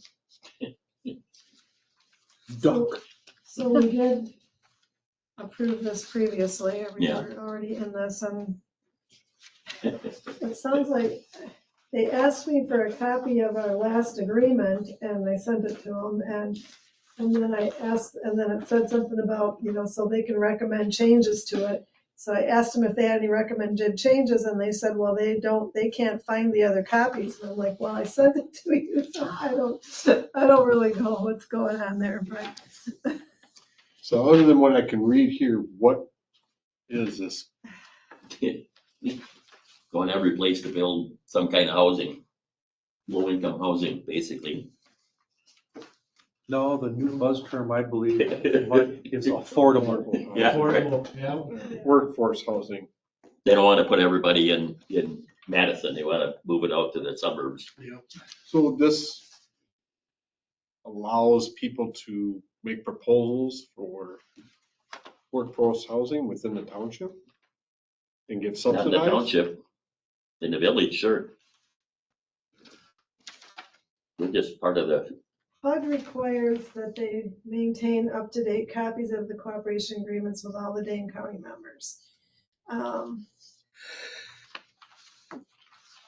And as I understand it too, a small portion of it, by having as many governmental entities in this agreement also improves chances of getting grants and Yeah, good, getting money from the feds or the state or all of the above. That doesn't cost us anything and. no, It's that's the actually point. It pretty doesn't cost benign. us, Huh? doesn't cost us a dime, does it? No. I believe, yeah, That's the reason behind it. I believe there was some legislation was pushing through that would allow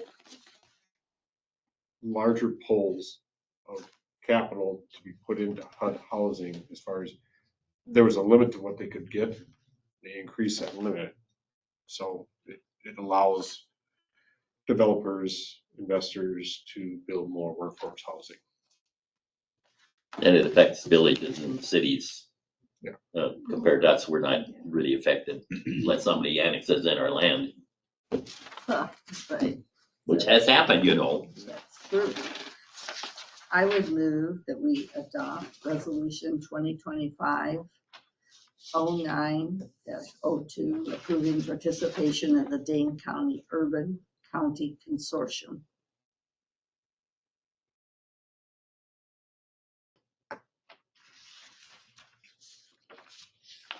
DCUCC, The duck you cook. that's it. Your pronunciation, I wasn't gonna give it a run, so.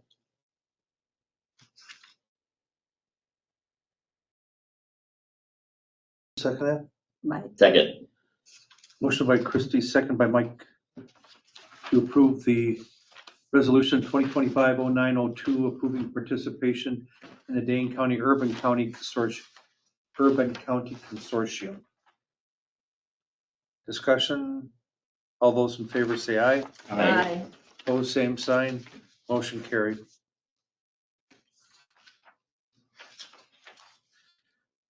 Discuss and consider a succession policy in the event of an unexpected incapacitation of the town chair.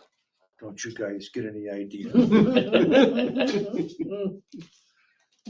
so I just gave you two different options there. One was what I mentioned last time that I had run past Bill Cole, and then the other was one that Steve mentioned, someone from the Dane County Towns Association said they use. I think either one of them would be fine. Who is there? Let's see, two supervisors, let's see, junior.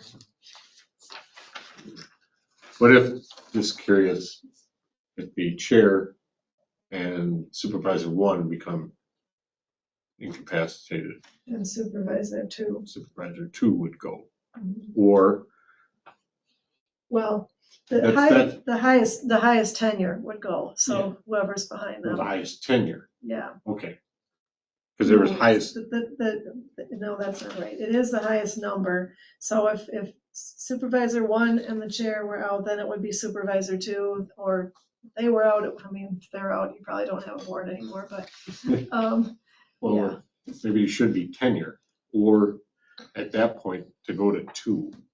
You know, if the chair's out, the next one with the be chair one, if they were out, then could you go to two? right, Okay, right. is that what this is stating, or are you Yeah. supposed to pick an option?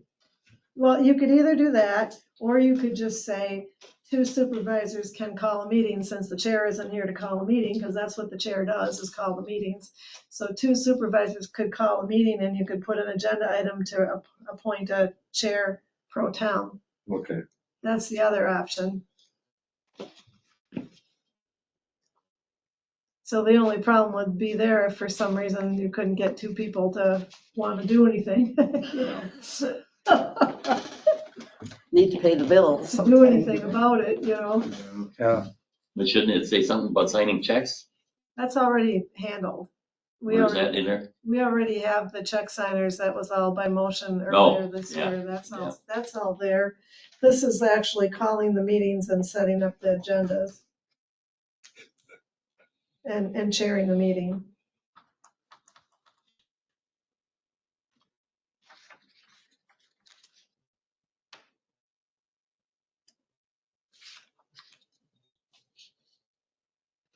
What's your thoughts, Mike? And if you have a third option, I mean, these are just 2 possible ways to get you started.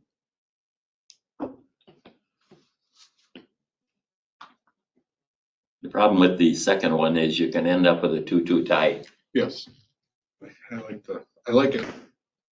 to find it, a somebody to take secession. over as a chairman. A stated secession. You get what I'm saying? Yeah, that's true. Because you'd only have 4 people voting. We have that now. Never. Yeah. It could be a 2-2 tie very easy right now. Mike, go home. We'll just the 3 of us. Go ahead.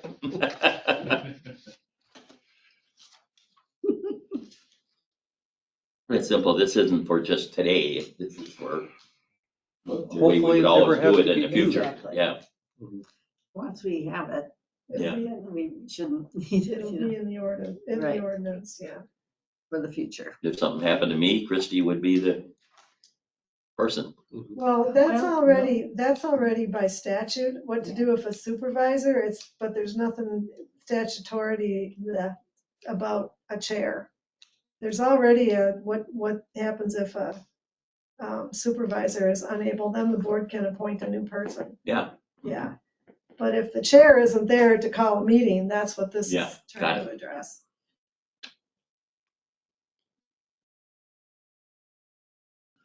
So would you prefer to have the most senior supervisor? Well, I think that's the way it should be, I think actually. it is also, yes. I agree with Mike. Troy? I agree. Okay, so this will have to be posted as a public hearing before adoption. Do you want to do that? This one doesn't need to Yeah. be published. Do you want to do this right away on the 15th, or do you want to wait until the chapter? Let's get it 15? done. Do it right away. Yeah. Yes.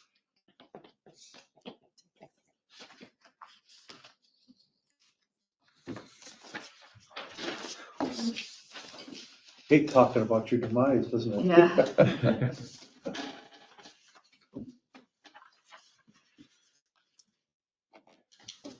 Public Works Department.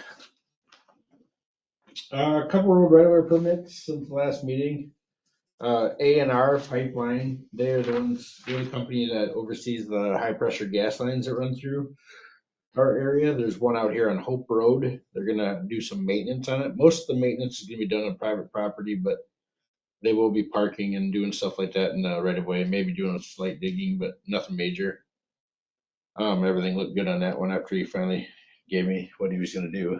But, and then we had Alliant Energy, had a new gas hookup and electrical hookup down here for Houston's on their office building last week, so that one got approved right away. And then, yeah, we just been finishing up what we need to finish up on the roads that got worked on this summer. Center lines have been going on. Hopefully they look all right. I know a couple of them got a little squiggly, but otherwise I thought he did really good this year so far. We'll be doing fog lines here soon too, again, the white lines on the curbs. We like doing that because we put the glass on them so you can see at night a little better. Yeah, other than that, we've been doing our road checks and I'll get back to mowing ditches here soon for fall. It's creeping up on us fast. The gas in the road's pretty straight. Looks good, doesn't it? Yeah. Huh? You actually Well done. keep her A going? little different than the first one. We're getting better at it. We're figuring it out. I think we're figuring out how we have to make our marks to follow. You know, Yeah. 'cause that's the biggest thing, because you're on a cart, you know, so if your marks aren't right, then your whole thing's off, so.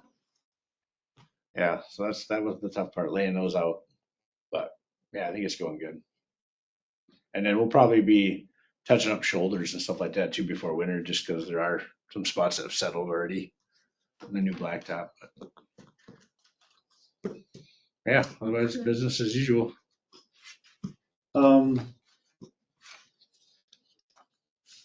Were you gonna do signage on our side of Vilas?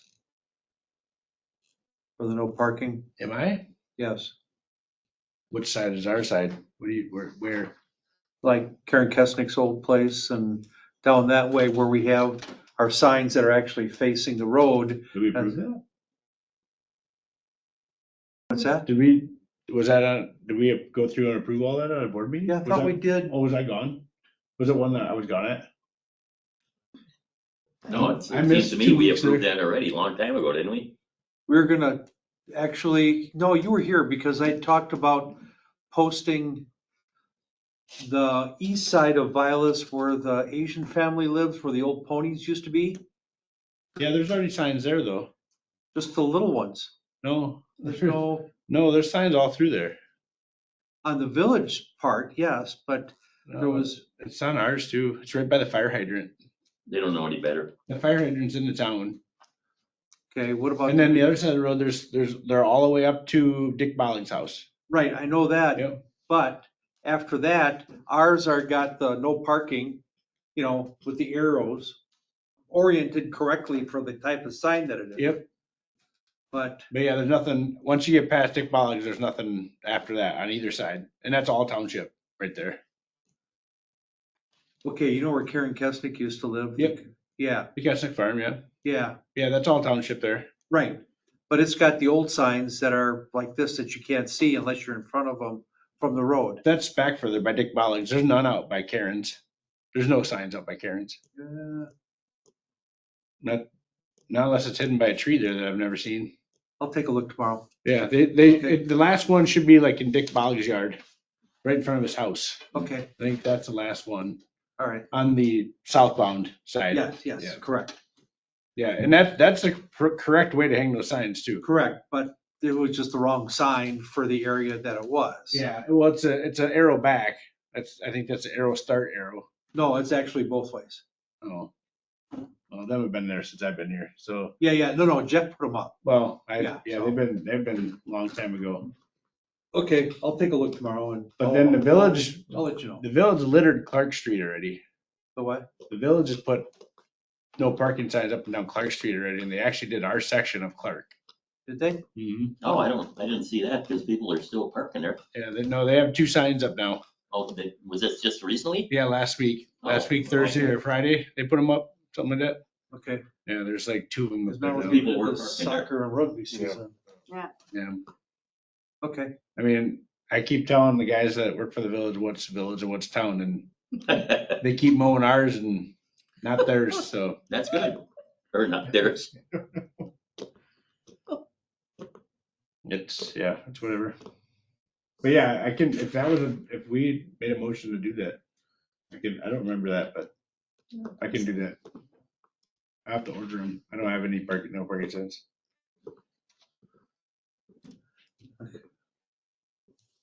Anything else? Nope. Clerk treasurer's report, I don't have anything. board reports and communications.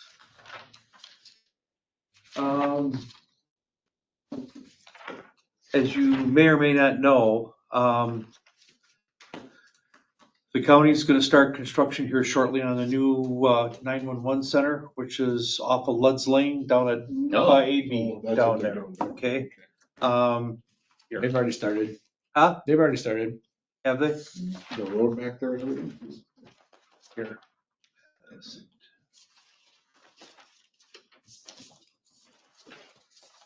Thank you. I have more. Nope, that's just a spare. Okay.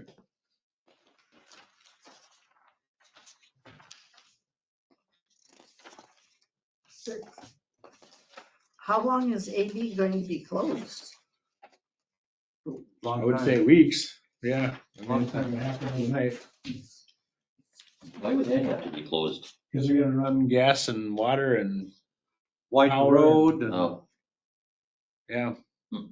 Yeah, they gotta do a bunch of stuff there, it sounds like. I don't know, I don't think we were ever given the complete plans on everything for that. But we only have one side of or a third of Lead's Lane, so. Yeah, we don't have much of Lead's Lane left now. mm, Why couldn't they have done this while they were constructing? I know, when they were doing the roundabouts and everything. Exactly, yes. boy, that's for sure. Boy, And like Chris, like Steve and I were saying, like, you know, they got gas and everything ran over for the other buildings. yes. Why do they have to redo everything for this building?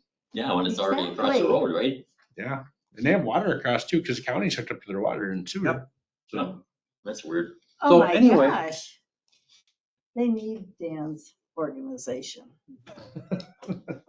Well, the original plan common sense that there. Dan clued Yeah. me into, because when I asked him about this, was that it was gonna come in through the village, down in, you know, the scenic route kind of thing. And now what, who's the general contractor? Vogel, right? Huh? Is it Vogel? Yes, Vogel. Thank you. All right. Vogel wants to send everybody down, Femrite. What goes back, doesn't it go back to the city of Madison? Where they, It's Femrite all the way down to no, 12. no, I know, but didn't the director for Madison bring it up to him that they were not happy with the route that Correct, he had but it there's- before? Correct, but everybody's, strike that. Half of the people in that original email are on currently vacation until next week sometime. Yeah. But here's my thing. Number one, Yes. before they had, yeah, it's a scenic route going around, but they're not going to be directing all that traffic to an at-grade intersection at Femrite and 12 and 18, which is just gonna be like the old 12 and AB, Yeah, where Yes. people are gonna start killing themselves. Yes. that's for Yes. sure. Plus, Dan just paved part of Femrite. And it's gonna shorten the heck out of that, the life out of that road. Yeah, you're gonna get a lot of truck traffic all of a sudden. Ah, So, I had responded when I got this email and, because Vogel said that the town had signed off on this No, already. no. Well, The original, yeah, on the original On the route, original. which is pretty benign, you know, the scenic route is. And so what I told everybody in the email is that the town was rescinding its permission or approval rather, Mhm. you know, for that, you know, for the route due to the changes that they've made. The second thing is that if they insist on doing that, I guess I would like the board's permission to go ahead and post the road, put weight limits on it. sure. Oh, Yeah. yes, Yeah. definitely. And I think we should also maybe do some no turn lanes no turning left onto Femrite and that, you know, off of 12 and 18. Oh, yes, Across the traffic there. Yep. yeah. I think we can do that. We'd have to probably check, but I think we can do that. Say no left. Yeah, turn- the no left state, turn off the 12 and state 18. hasn't, you know, strike that, two of the recipients on this email were from state DOT. They have not responded back as of like 3 o'clock this afternoon yet. To see, because somebody asked that question about limiting which way you can go when you get down to that intersection with Femrite and 12. So, you know, obviously it's not an agenda item, but Well, do you want it on the next one? yeah, I think, you know, I guess as a last resort, I would like permission to tell Dan, if they insist on using it, to go ahead and post the road. And then the other thing is, Vilas Hole, yeah. Yeah, Vilas at 12 and 18. You're just gonna sneak around somehow. good point. If they're wanting to go south on AB, why don't they take Femrite to Madison? Because that's a Madison road. Well, they can. They can. Yeah, I think if But they're that coming should down be- AB, they can hang a right at the stops at the Right. four-way go stop. in. Yep, you Yeah, can go that way, yeah. I mean, that to me would make more sense. It's not in our Well, they're township. not, they're not gonna go our direction. If they're gonna go into Madison, they're not gonna take a left anyway. Yeah, but to get to 12 and 18, send them into Madison. But take we've already 51. seen since Copart's been built. So Vilas Hope gets a lot of trucks with cars on the back of them. That, all that curves Mhm. and by, Because it's easy, it's quick around for them. They can get to the interstate quicker. So they cut Vilas Hope over, and then when they get to BB, then they take a right, and then they get off right away on Vilas to the left, and then they'll take Gaston down to N, and then get on the interstate. And they avoid more cops by going that way. and they avoid the village. Okay. Yep. Do we need to think about posting the roads? Well, they, unfortunately, a lot of those trucks fall under. They're more than 20,000 pounds of They're load not, back. they're not CDL trucks, though, a lot of them. You could post road just a general weight limit for 10 tons. Yeah. Yeah, because anything under, anything under 26,000 pounds is not a non-CDL. Correct, Truck. yes. But I mean, I just, There's a lot of townships doing that now. I know Burke has, well, it doesn't stop them though. I see the dumpster guys go down Gaston all the time. So if you go Gaston into Burke, that technically down by Seminary Springs is all posted 10 ton. Yeah. But trucks go through there all day long. Nobody, You know, it doesn't mean nobody anything. gives tickets. I guess, can we put that as an agenda item for our next meeting to talk about not only Yes, this, yes. but just those routes that Dan was talking about that are, I can make up a map too with an idea of what I'm thinking. because like I said, we've got so much money invested in these Oh, roads that are potential, Yeah, we just did a bunch of work on this, I tell. Yeah. yeah. yikes. And I thought their detour was gonna go around N and BB and Ugh. that's what Chris and I both talked about. I think that was I think it was January or February that came out. It was February, I found it, yeah. Yeah. And then we had had the Houston show up at the Plan Commission meeting. Their proposal down here at that big and had a good discussion and sent them off with the recommendation that the development go heavy commercial with deed restrictions as opposed to doing CUPs and all this kind of stuff that gets to be kind of pain after a while. We didn't have the results of the traffic studies back yet. That'll be coming.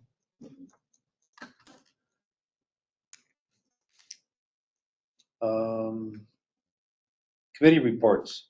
Deer Grove EMS.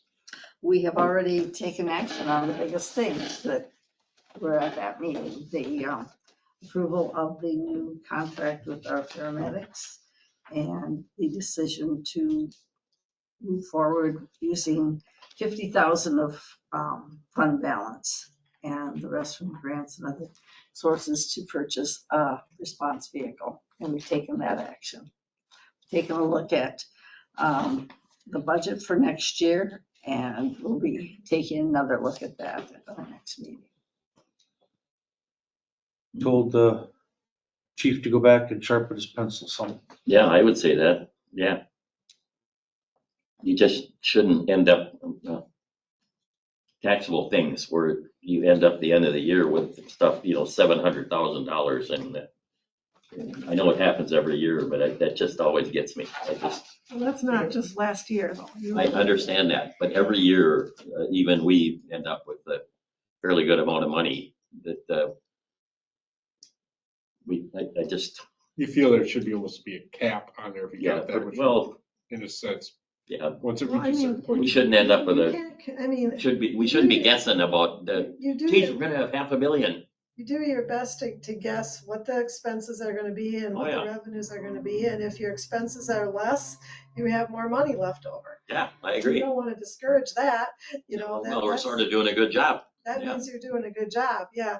But then when you get back to the budget, it's always hard to say, well, should we reduce that number then? And then what if, because we thought it was gonna be higher. It's hard to reduce things. So it's Even- basically what you're saying, it's money that got left over, so it gets thrown in this Yeah. hold account. And the hold account keeps growing, but it's not because you want it to grow, it's basically because you're making good choices and whatever. Yeah, and so, advised, okay. I mean, Well- you could get more frugal with your budget and, estimate your expenses lower and take a chance that you're gonna come in okay, without as much revenue, without as much taxes. You could cut some of your expense estimates closer to bare minimum. It's also good to have it though, because if you do have a Right, disaster, what if, I mean, I hope it never happens, but what if an ambulance catches fire and it's ruined? you Right. know? Happen. right, And then you gotta replace it then, right.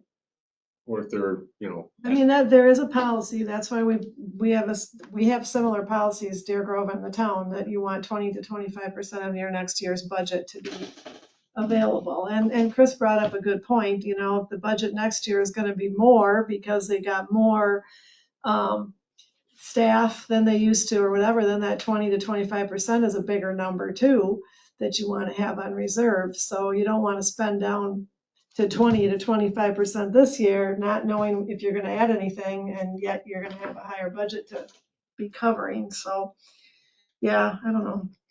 It's tough, but I mean, that's what it is it's surplus funds, that either you got more revenue than you expected somehow, or you had less expense than you expected somehow.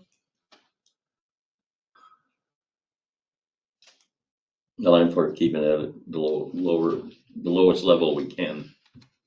But it makes good sense. I mean, what they're proposing is, I have proposed some of the same things, that you got some money sitting there, don't go out and get a loan for something, spend some of that. Right. And, Exactly.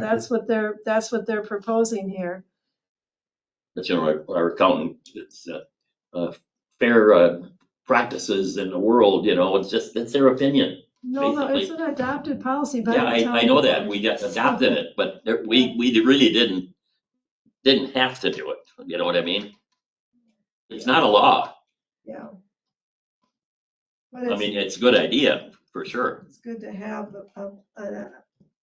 put some thought to it, I guess, of what you really need to have, should have.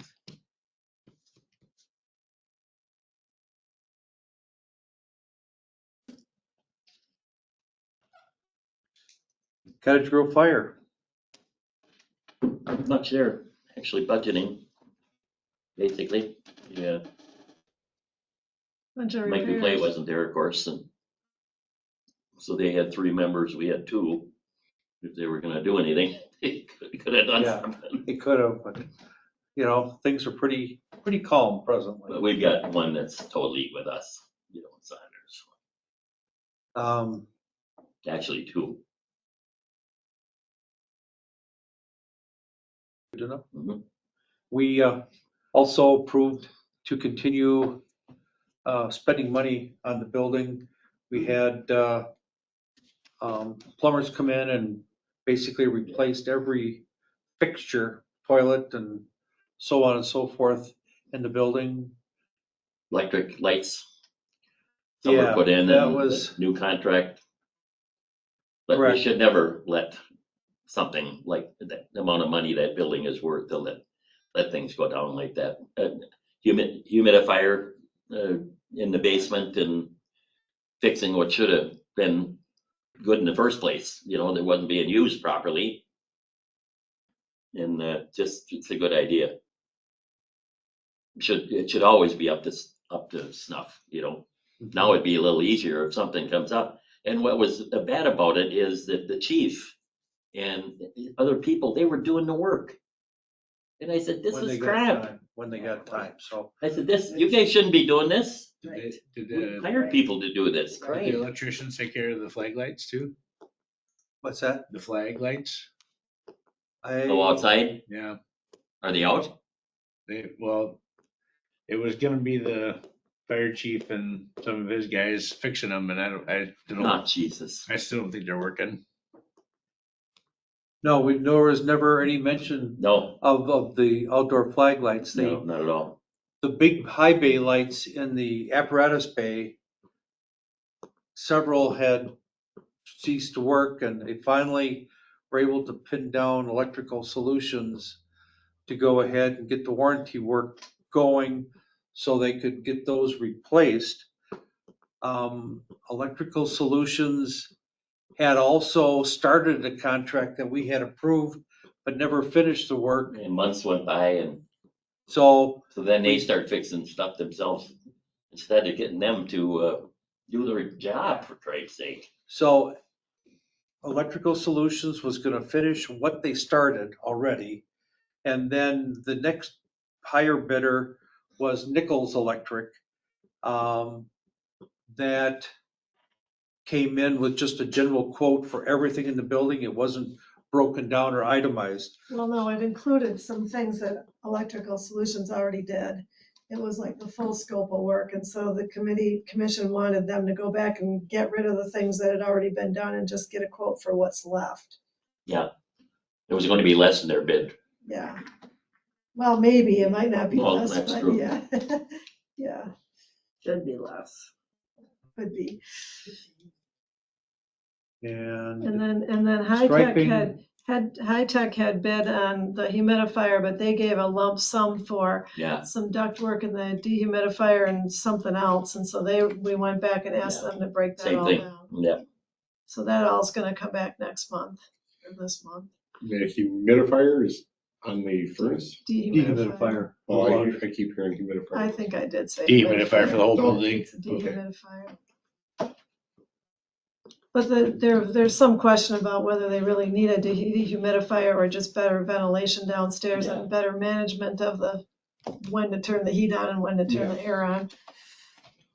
But your AC should pull the humidity out. Should, yeah. And your AC or your heat, when you recirculate the It air. didn't get switched to AC this spring and there's no ventilation in that room. It's just so been that- stagnant. was that totally air conditioned? Or just the offices and The whole basement building, or the what? whole building is. It's all there- air conditioned, but nobody switched it over down there. Yeah, And boy, there's no ventilation So there's no vent ducts in a few of the rooms? in the, not in the No, room down there. what they should do is just turn the fan on auto, or like on, Oh, yeah. Yeah. and not run the AC, just run the Yeah. fans. We talked about that. Air Yeah. circle, that's okay. what Nick was mentioning too.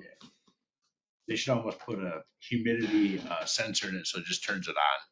That's what they should They do. need to just turn it on and what Nick said, lock the box, because somebody had their own ideas, and that's what happened. But we mentioned that a couple years ago, and nothing ever get done. Sounds like it should be done by an HVAC. The recommendation to leave it.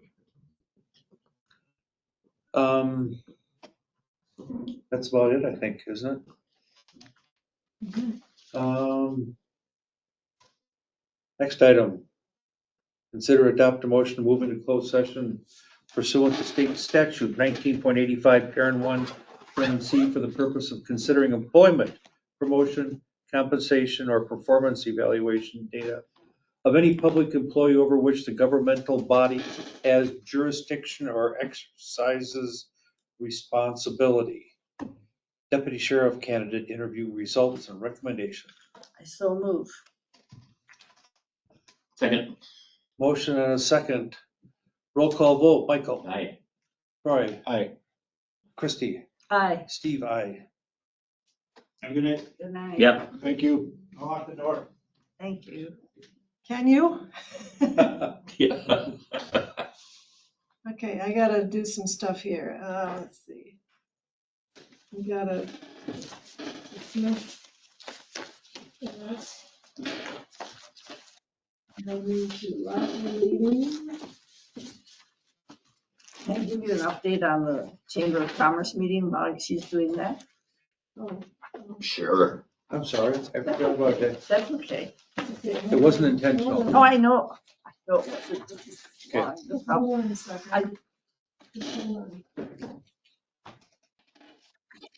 This conference will now be recorded. It's recording. It's recording? I don't know why it never says it, but it is. Okay. We're out of closed session. No action to be taken at this particular point in time.